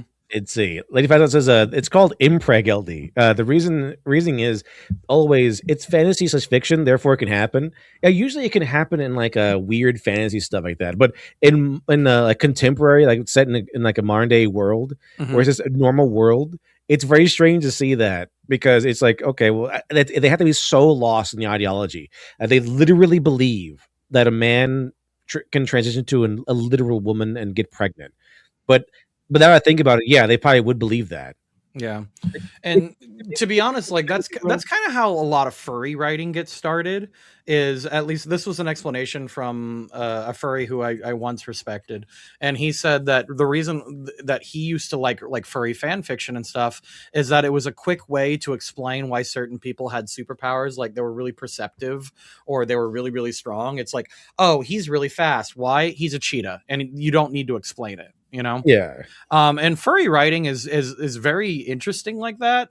Like furry writers will fix on the hyper reality's mundanity. And that's usually a furry with some self-respect, in the sense that like have you seen oh god, what was the really popular furry anime about the predators and the prey? Beastars. Beastars had that, where like there is a mundanity in how these predators go about their lives. Like Legoshi would start his day eating a chicken or like an egg sandwich, and you know he can't eat meat, but he can eat an egg sandwich. And there's a chicken lady who is proud that she noticed Legoshi is eating his eggs. She's very proud of this because she's like, I am doing a great public service to like this predator who would otherwise not get enough protein in his day. And Eating eggs. it's really weird. And but the thing is, that's also like, again, that's like a furry with some self-respect. Like that's a furry that understands that if you're going to have a world like this, you kind of need to explain yourself a little bit, and that happens in a good furry writing. What we're observing right here is the low voltage like girl equivalent of bad furry writing. They are just making shit up, and they don't want to go through the mental labor of explaining how that world works. Yeah, because it's like shorthand. Like I don't really want to. I know I should, but I don't want to. So yeah, it just works this way. Okay. I want to get to the stuff I want to get to, the juicy parts, which is exactly how romantasy works now. Yeah. Yeah. And again, too, people are using trauma and they're using those backstory elements wrong. They're trying to use it as a moral justification for excusing everything negative that the character has done, and that is because these characters are always self inserts. They want, it's like Asmongold says, they don't hate fascism, they want to be the fascists. And as Rom from DS9, we don't want to stop the oppression. We want to become the oppressors. Exactly.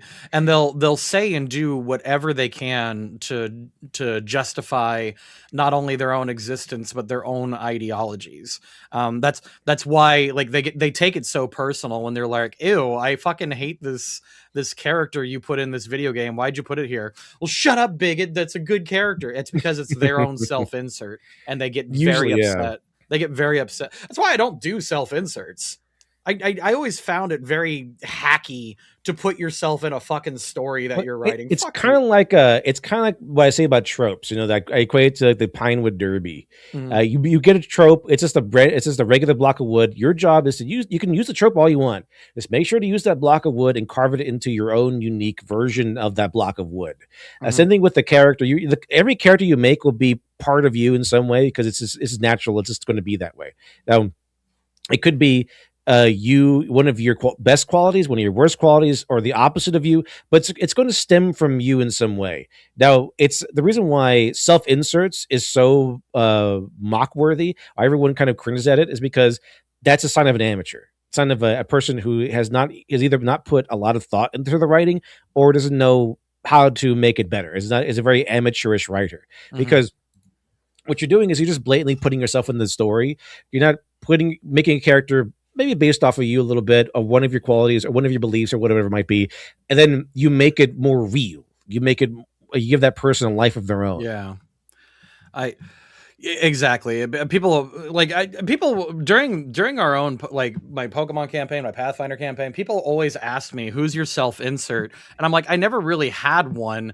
If I had to have one, it was either a joke or it was meant to be silly. It was never meant to be taken serious. Like, it's a passing thing, because technically speaking, every single character you interact with is a little bit of my self insert. It's my ideas. It's my character, Exactly. Like, I don't feel like it's back when I was really fat and I drank Pepsi all the time, like full sugared Pepsi.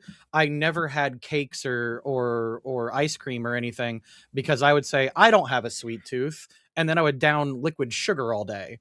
And then once I switched to diet, suddenly I love cake and I love, I love ice cream because, I'm not getting sugar every 5 seconds of the day. It's Yeah, the same. exactly. It's the same way with these kind of self-insert characters. If you put in a good character and if you put in a bunch of good characters, you will not have the urge to insert yourself. Giggity. Well, it is kind of like it works. So the way this happens, your way that your appetite works is through basically the probiotics, the bacteria. If you train your bacteria of your stomach to crave certain things, that's why you start craving candy. But if you quit it and you get probiotics into your system and you make new bacteria, you'll start craving whatever you're eating. That's kind of why it becomes easier once you are on diet, and why if you're off sugar for a while, and you start eating it again, it's like, whoa, you feel it, right? It happens all the time. It's very common, and I don't necessarily mind. So okay, good example. There was a webcomic called Dominic Deegan. It was actually quite good as a fantasy comic. But the thing is, people notice that the main character and his family, whoever is in closer proximity to them in a relationship, those are always the people morally correct in the eyes of the story. And it's always because while he could write a good fantasy world, Mookie could not separate moral goodness away from his own ideologies. There were frequently characters who, like a real world subject would come up. Like, one character would come out as gay, and the main character, mind you, who's totally not the self insert of Mookie, would be like, no, it didn't even faze him. He was just like, good for you, buddy, and all this bullshit. And it was like, at the time it wasn't a big deal, but now like I feel like if he would write it today, because Mookie's gone like fucking insane. He's one of those TDS people. You see them all the time. Oh yeah. Oh It yeah. degrades the brain, yeah. It degrades the creativity because they cannot stop themselves for like thinking about Trump. And like when they're writing whatever they're doing, whatever they're creating, is like they always have to have in the back of their mind, how can I upset Trump with my art? Yeah. So it always ruins the art. So TDS is a disease that you shouldn't have. It degrades your creativity. Mm-hmm. So I think with by the way, the same thing with the severe anti-wokeness, where if it's in the back of your mind that you're just always thinking about how can I use this to anger the wokies, it's the same thing. It'll still damage your creativity, your creative project, unless you really know what you're doing and you're trying to, but you also have to still be fair and not to be overblown. You got to be honest. This is where the honesty of the storytelling comes from. Yeah. You can't just, unless you're just doing a blatant, simple, quick caricature, then if you're writing an actual story, you can't really use just constant caricatures. Maybe one, but not everyone is just a crazy SJW. Yeah. It's what I try to avoid. I even try to avoid putting my own kinks into my own stories, you know, like everyone fucking does it at some point, or every hack does. They'll write this bullshit. Goes against the law of writing, Stu. You got to put those in. No, I try to avoid it whenever I can, but I looked at the waifu handbook a while ago, and I'm like, man, there are a lot of guys with a lot of multiple wives, huh? There's a few of them in there, more than one. It's called impreg LD. The reasoning is always it's fantasy and fiction, therefore it can happen. But it's very strange that it was all the rage in the Harry Potter fan fiction. Like what the hell? What? All fan fiction, I guess, it's around 2016. Like I didn't know that part. It was like all the rage in the Harry Potter fan fiction area. That's kind of strange. Let's see. All right, chat. Well, there we go. Katrina reveals that she's pregnant with his baby and that she's not sure whether she wants to keep it. Ames wonders if this is the chance he's been waiting for. Could the three of them form some kind of unconventional family and raise the baby together? Number 9. On Earth, We're Briefly Gorgeous by Ocean Vuong. This is probably Exhibit A in modern literature made up of wishy-washy, melancholy, and reflective writing. Wait. Her name is Ocean? Is that a real name? I'm pretty sure that's a pen name. Why don't you ever answer me, Ocean? I'm dating the ocean. I dumped the ocean. All right, we're at odds now. I found a lake, a slimmer, younger body of water. Make a tsunami. R.I.P. Little Karibo. You're a good person. You're a funny person. You're a funny person. In a style that strains for effect, strains for metaphors that are abstract, and fail at being tonally powerful. And what is this? What is this movie from? What is this scene from? This is awesome. Like an old lady with like a stem. That looks pretty cool. Achingly profound, and which gets reviewers and judges salivating. It exposes how lacking in gravitas and intellectual and aesthetic depth the current literary establishment is. This isn't expanses of emotional sensitivity. It's pseudo-literature. For no reason. In other words, it's not just the Morning Glory Milking Farm or whatever it's called. It's a lot of books. I googled Trevor's name the other day. The white pages say he's still alive, that he's 30 years old and lives only 3.6 miles from me. The truth is memory has not forgotten us. A page, turning, is a wing lifted with no twin, and therefore no flight. And yet we are moved. While cleaning my closet one afternoon, I found a Jolly Rancher in the pocket of an old jean jacket. It was from Trevor's truck. He always kept them in his cup holder. I unwrapped it, held it between my fingers. The memory of our voices is inside it. Tell me what you know, I whispered. It caught the light. Okay, that was technically a scene that could have been good, but the prose work needs work. It was just blatant, in your face, is bluntly delivered. It could have been so much better if it was if it hit on emotions more and slowed down a bit. But it was just like, yeah, I took the piece of candy. It's in my fingers. I remember stuff. Okay, all right, thanks. from the window like an ancient jewel. I went inside the closet, closed the door. I didn't hear Jewel at first. Like an ancient. Is inside it. Tell me what you know, I whispered. It caught the light from the window like an ancient jewel. You paused. Well done. Well done. Frame perfect pause. Well done. It caught the light like an ancient. Jewel. I went inside the closet, closed the door, sat down in the tight dark, and placed the candy, smooth and cool, in my mouth. Green apple. Like candy, smooth and cool. This prose is triggering me.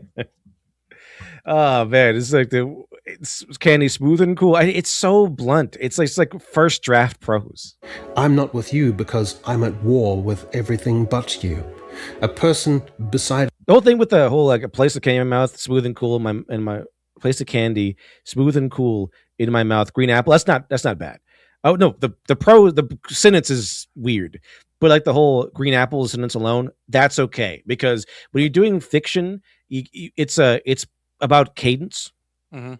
So just having like the period is more like a moment of pause. So it's a statement of green apple. It's like that's all I need to know. I don't need a complete sentence actually. When you're doing academic papers and stuff, yeah, or essays or whatever, yeah, you want to pay attention to that stuff. But when you're in creative writing, you don't actually need to have a complete sentence. You can take creative license with grammar and syntax. In fact, you should. If you're a prose writer, you should do that because that's how you develop your voice. I mean, look at Cormac McCarthy. That guy made some excellent stories like No Country for Old Men, Blood Meridian. God, yes, yeah. And he doesn't use any punctuation. So, Oh, is that actually his calling card? Does he not do that in every single story he's in? nah, he just writes. There's like no punctuation or anything. It's just, but he's so good that he doesn't really need the punctuation. You can kind of understand it anyway. That's interesting because I read oh god, which one did I read? I read The Road. I was not interested in anything else, but I really liked The Road, and I thought that was just something he did for that particular book. I didn't think he did it all the time. It's everything. All of his books. Neat. He does not use punctuation, but he's so good. Like he's like, wow, newfangled punctuation. I don't need that stuff. He's just so good. You could just understand it anyway. It's just he's just that good. a person inside a life. That's called parataxis. That's called the future. We're almost there. And finally, number 10, the booktube to publishing deal pipeline. The industry Oh, here we go. doesn't really know how to market books anymore, so they like to give deals to booktubers with huge built-in Yeah, just a big audience to get a book deal, despite the fact that your book is probably going to be atrocious. I mean, really bad. audiences, effectively outsourcing the marketing to their own client. This has resulted in the publishing of fiction that anyone with any shame would know immediately is unpublishable. That's a good line. Anyone with any shame would immediately know is unpublishable. Unfortunately for us, they have no shame. They have Damn. no qualms or standards or shame or morals. It's like, we'll just publish whatever. The quality is so poor, it ought to be disgusting to anyone who claims to love literature that this shit is up on the shelves in chain bookstores. The latest example is Just Friends by influencer Haley Pham.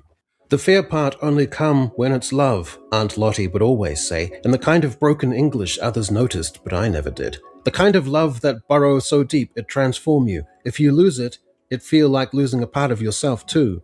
That feeling is personified in my stomach right now. I'm going to read that again. That feeling is personified in my stomach. Echo Chamberlain discovered the Twilight effect on literature. Yeah, it's kind of what it is. The Twilight, I guess, wasn't all that bad in comparison. It was kind of tame in comparison, but it just snowballed after that. Right now, Yeah. and not in the way I read all of expect- Twilight. I didn't hate it. I was like, this is perfectly acceptable, like young teenage girl fiction, you know? Yeah. And like the books had some spice to them. Like there was some like weird shit in it, but it was always there was always an attempt to make it in good taste, you know? Yeah. But since then, it has definitely snowballed. Like the Twilight books becoming a phenomenon in our culture was like a canon event. Yeah. That launched a lot of things. Expected her advice to come true about some boy about Declan. Instead, that full-bodied, love-fueled fear was stirring awake because of her. I just want to warn you, things will look a little different when you get here. My mom's voice fills the car speaker. I know, that's fine. I'll be there in 20. Love you, Mom, I say in a rush, finger hovering over the red button. She sighs like mothers sigh when they know they can't protect their daughters from inevitable pain. Okay then, I love you more, sweetie. See you soon. Sighed like a mother's sigh, but you can't protect your daughters from inevitable pain. Okay, I mean that's all right. Not it was kind of crazy. It's not the best. It could be worked on a little bit. The call ends and I swallow hard, readjusting my grip on the steering wheel. A 2-lane highway stretches before me, kissing a steep cliff that slopes toward waves that crash against the shore. As I drive through the tunnel that transports you from vast open skies to a town that feels too cozy not to be fiction, I force myself. Ah man, this is rough, bro. It's like you almost had it. She's trying. She's trying more than the others, but there's you're getting there, but not quite. To perceive its beauty, like the travelers who flock here every summer might. An overhang of trees makes it seem like the town is wearing a beret, and flowers and bloom seemingly. The town is wearing a beret. All year dot the quaint cottages that look like they're built by fairies. A few turns later, I'm nearing my childhood home, or more specifically, the great Aunt Lottie's house. But I want to make a stop first. Perhaps it's further avoidance of what I'm scared to find when I arrive, but I veer left toward the picturesque downtown square regardless. There's one local bookstore in Seabrook, California, and it's only open during the busy tourist season, which seems to be now, judging by the crowds. I have to yield to a conglomerate of pedestrians almost every 10 feet. I have to yield to a conglomerate of pedestrians almost every 10 feet. Well, that's it. That's the top 10 worst exhibits. All of us were raised from a young age with the adage, Let's see, Helen Berger, they said 34 months support. This is someone trying to sound like a good writer. Yeah, it's someone trying to, like, they know what it's supposed to sound like, and they're trying to mimic that style without any understanding as to what the rules are, why it sounds good. But they're trying to do it anyway without the understanding. Trying to, like someone trying to mimic the motions without the understanding of why the motions are important. Wrongs don't make a right. But this apparently doesn't apply in publishing, where an industry lurching to massive overrepresentation by women should not be questioned. The 2023 industry-wide Lee and Low survey showed 72% of literary agents and publishing staff are white women. Many men have an instinct that contemporary fiction isn't oriented much toward them, that there isn't much of the zeitgeist fiction or iconic characters that they like. And I'm going to make a deeper assertion. Modern literature is alienating to men because progressive people in the industry have lost sight of the difference between progressivism and humanism. Humanism places human potential, reason, ethics, and emotion at the heart of storytelling. Its core themes are individual potential, portraying characters as rational agents capable of shaping their own destinies, focusing on human virtue, inner conflict, and personal responsibility, and the universal human condition that transcends specific eras and specific types of people. Contemporary fiction has some of that, but its core preoccupations are progressive, about navigating identity and trauma and systemic challenges. Passive people disassembling themselves. There's a strange and boring recurrence of sex, periods, food, bad apartments, antidepressants, Uber rides, an emotionally unavailable boyfriend. Hold on. It's a strange and boring recurrence of sex, periods, food, bad apartments, Antidepressants. So one of the most common denominators in all of these literature books coming out now, antidepressants. Interesting. Antidepressants, Uber rides, an emotionally unavailable boyfriend, a mildly. Yeah, but they love it. They love having an emotionally unavailable boyfriend because he gets to be abusive and they get to be victims. So dysfunctional mother, a vaguely creative profession. They all hate their moms. You think these women hate men? They do what they do, but they don't hate men nearly as much as they hate their own mothers. Some reference to capitalism, polygamy, or fantasies. Some reference to capitalism at some point.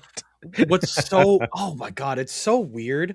Like, so I heard this thing one time. It was a girl with daddy issues can be fixed. You have a red flag, of course. Girls with mommy issues, give up. Don't even try. A lot of these have mommy issues, bad ones, and they're making our movies do. Like I've noticed that with Encanto, is like just the trauma is generational trauma because she hates her grandma, I think, or something like that. I was like, the grandma has to learn a lesson, Stu, not the main character who's like young and trying to find herself. The grandma has to learn a lesson. I'm like, okay, well, this is this nonsense. Is it Lady Fazon says Ego Chamberlain is an old school progressive. He finds current day offensive to his literary intellectual bones. I mean, this is a bunch of amateurs getting their first drafts published. That's what it's like. It's like, man, every writer wants to get published, and it's like you work hard, you develop your craft, no matter how well you do, you just don't think you're ever good enough. And then you read this, and this is like not only amateur work, but an amateur work's first draft, and it's getting published, making money, getting promoted, all that stuff. Of it, a final, ambiguous, emotional non-resolution. Men are disinterested in modern fiction. It's a boring, lackluster age of fiction. I mean, it really is. It's just there's only one kind of fiction being pumped out. It's just romantasy. Even women are getting tired of it. Some of them are. Megathon looks at 5. This is a F it.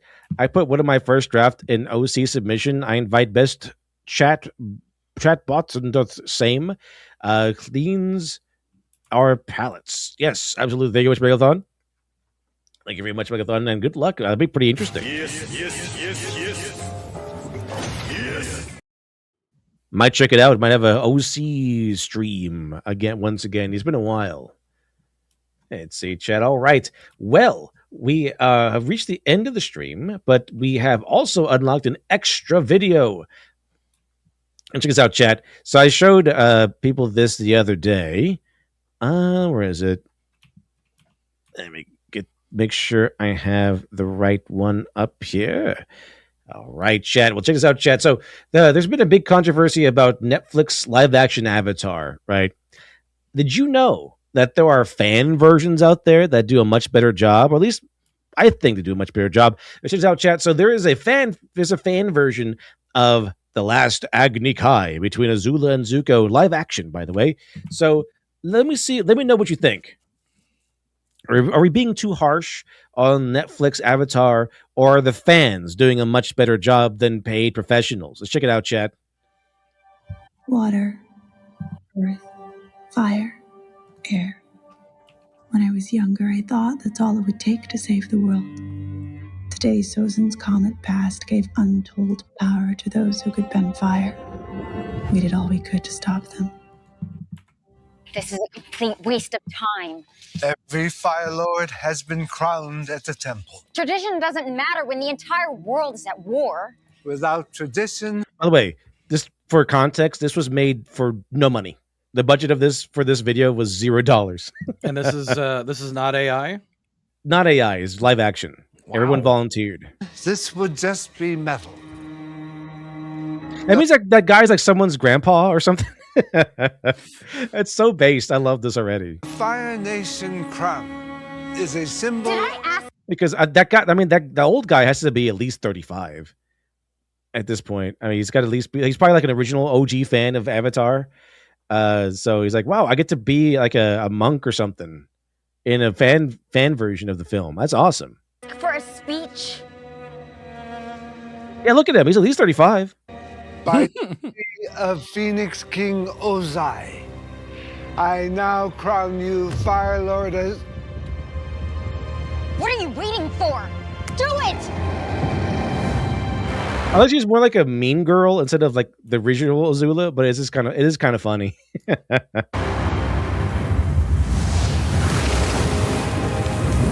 Oh yeah, came in like a wrecking ball. This came in like on a comet. He's a dragon warrior. It looks he's a dragon warrior.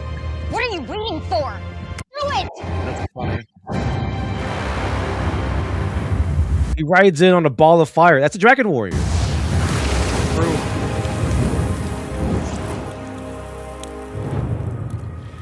Sorry, Azula. You're not going to become Fire Lord today. I am. Oh, you're hilarious. Crown me! It's possible they used AI, but the people are real. Yeah. Okay. It's over, Azula. Aha. Zuko and his girlfriend have arrived to stop you, Azula.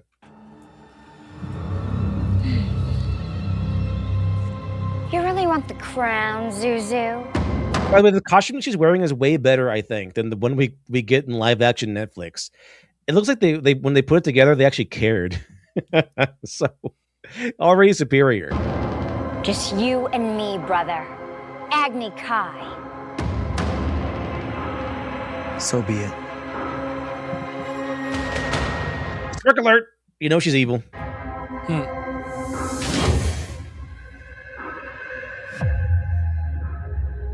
What are you doing?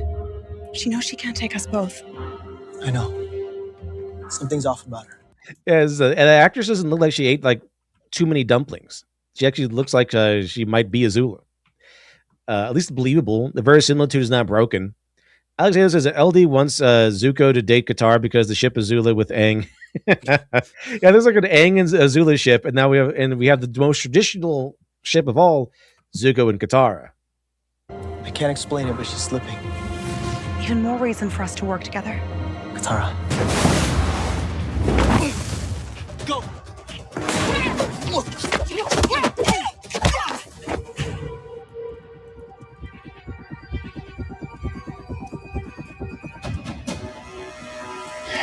Sorry, had to end this way, brother.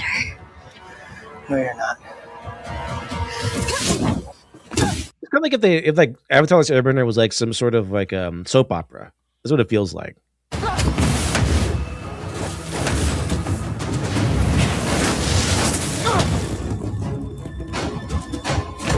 Or if it was made by Disney. That's it. It kind of feels like it was made by old school Disney as like a TV show. That's what the acting feels like.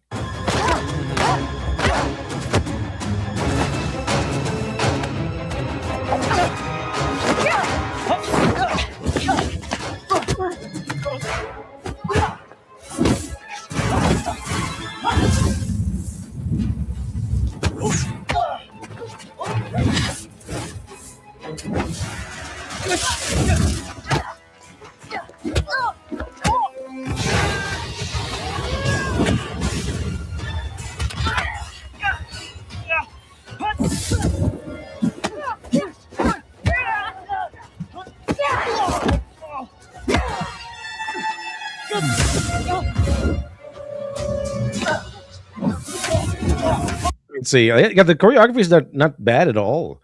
Let's see. Actually, it says, by the way, Zuko used waterbender movements for his firebending in the original animation. Oh, did he?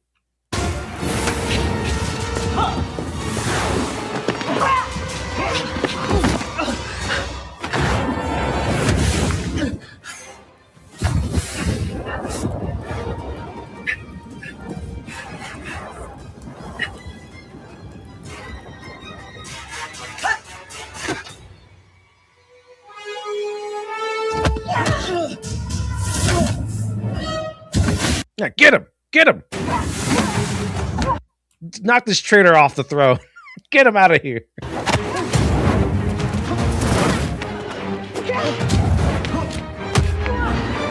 Yeah, come on, Zilla, you got this.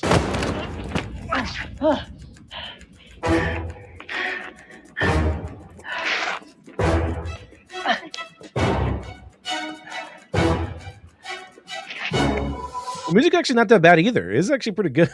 I might watch a whole show of this actually.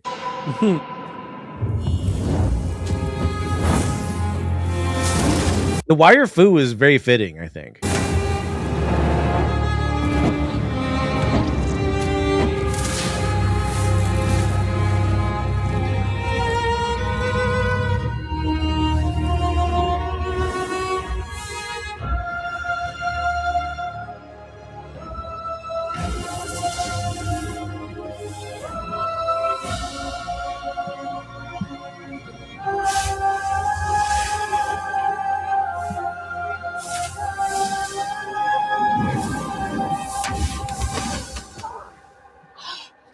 I mean, just imagine giving a shit, you know?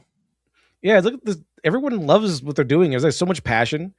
It just feels like you can feel the passion. It does matter. It does, like anything, any art you do, the reader or the audience member or whatever you're making, whether it be a book or a video or audio book, whatever it might be, the passion will be sensed either consciously or even subconsciously by the person consuming the media, and it definitely helps. No lightning today? What's wrong? Afraid I'll redirect it? I'll show you lightning. Yeah, get him. Show him that lightning.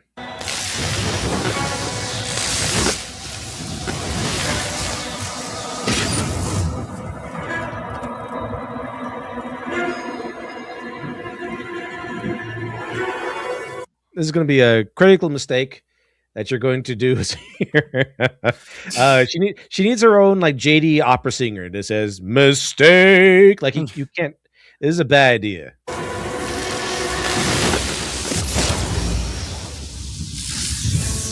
Because obviously you're adding in a second combatant into this battle. Bad idea.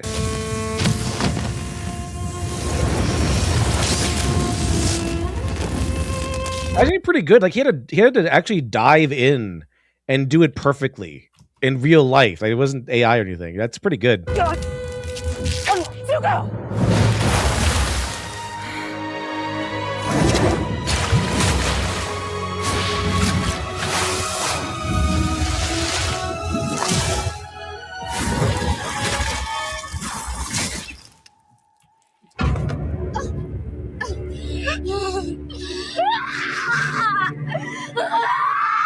Wait a minute. Is this copywritten?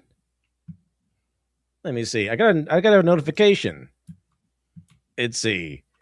Has been temporarily blocked. Are we blocked? Yeah, we're blocked.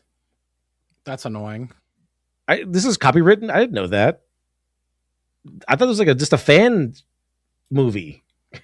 I think so. It's just you there are like copyright protections for like even fan works.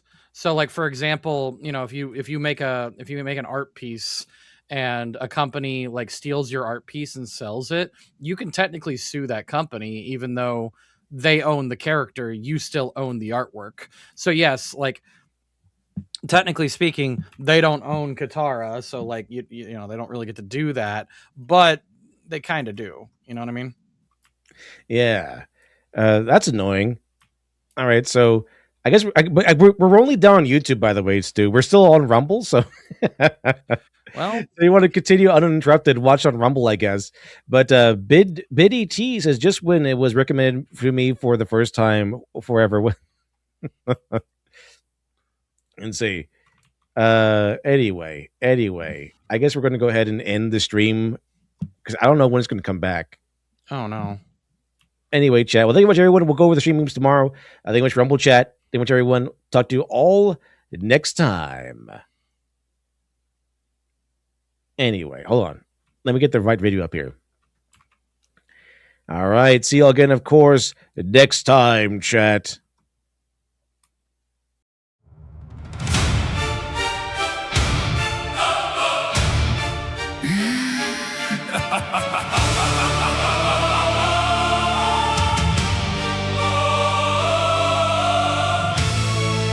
In my locked, lonely tower, the world is out of sight.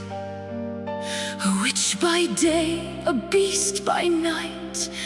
I embrace the hellish blight of kings and crowns and holy souls. I hope they fucking drown.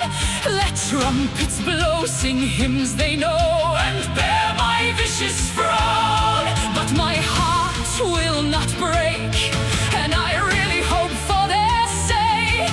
They're bumbling and innocent, their doom would be imminent if they dare forget Maleficent.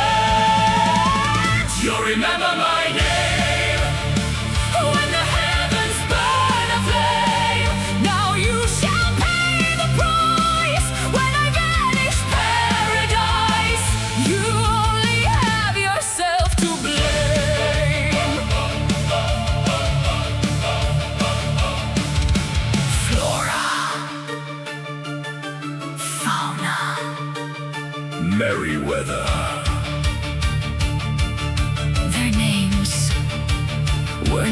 forgotten. Listen well, all of you. The princess, yes, you shall imbue with Flora's gift and Fauna's too. I swear this day you'll rule, because my curse will too come true. Aurora will grow in grace, in every heart she'll find her place, with eyes of sky and hair of rye. Before her birthday says goodbye, she'll prick her finger and she'll die.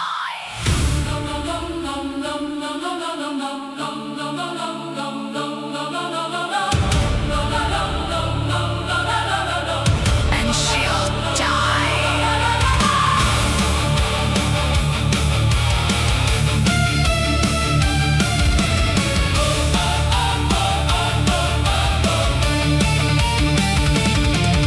A heart full of ire and hell's own holy fire. No princess and no innocent can quell Maleficent. With ancient prose, the red rose will bleed like all my foes. Let steeple bells ring funeral knells and mourn what fate they chose. No, my heart will not break. I know for their sake they'll regret their damn mistake when the palace lies awake for a century of malicious hate. You'll remember my name when the heavens burn aflame. Now you shall pay the price as I banish paradise. You only have yourself to blame.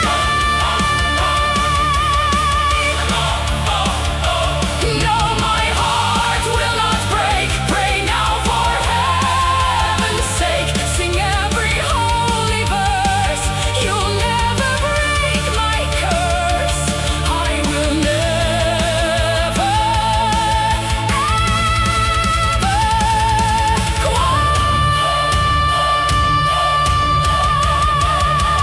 You'll remember my name as the heavens burn aflame. Now you have paid the price, and I vanished paradise. You only have yourself to blame. Burn every spinning wheel, they'll never break the seal. Let them hide her far away beyond the reach of night and day. No, my heart will never break. It's yours I came to take. You may deny what waits ahead, but before the holy sun has fled, she pricks her finger and she's dead. You will remember. You will remember. You will remember Maleficent. Maleficent. Maleficent.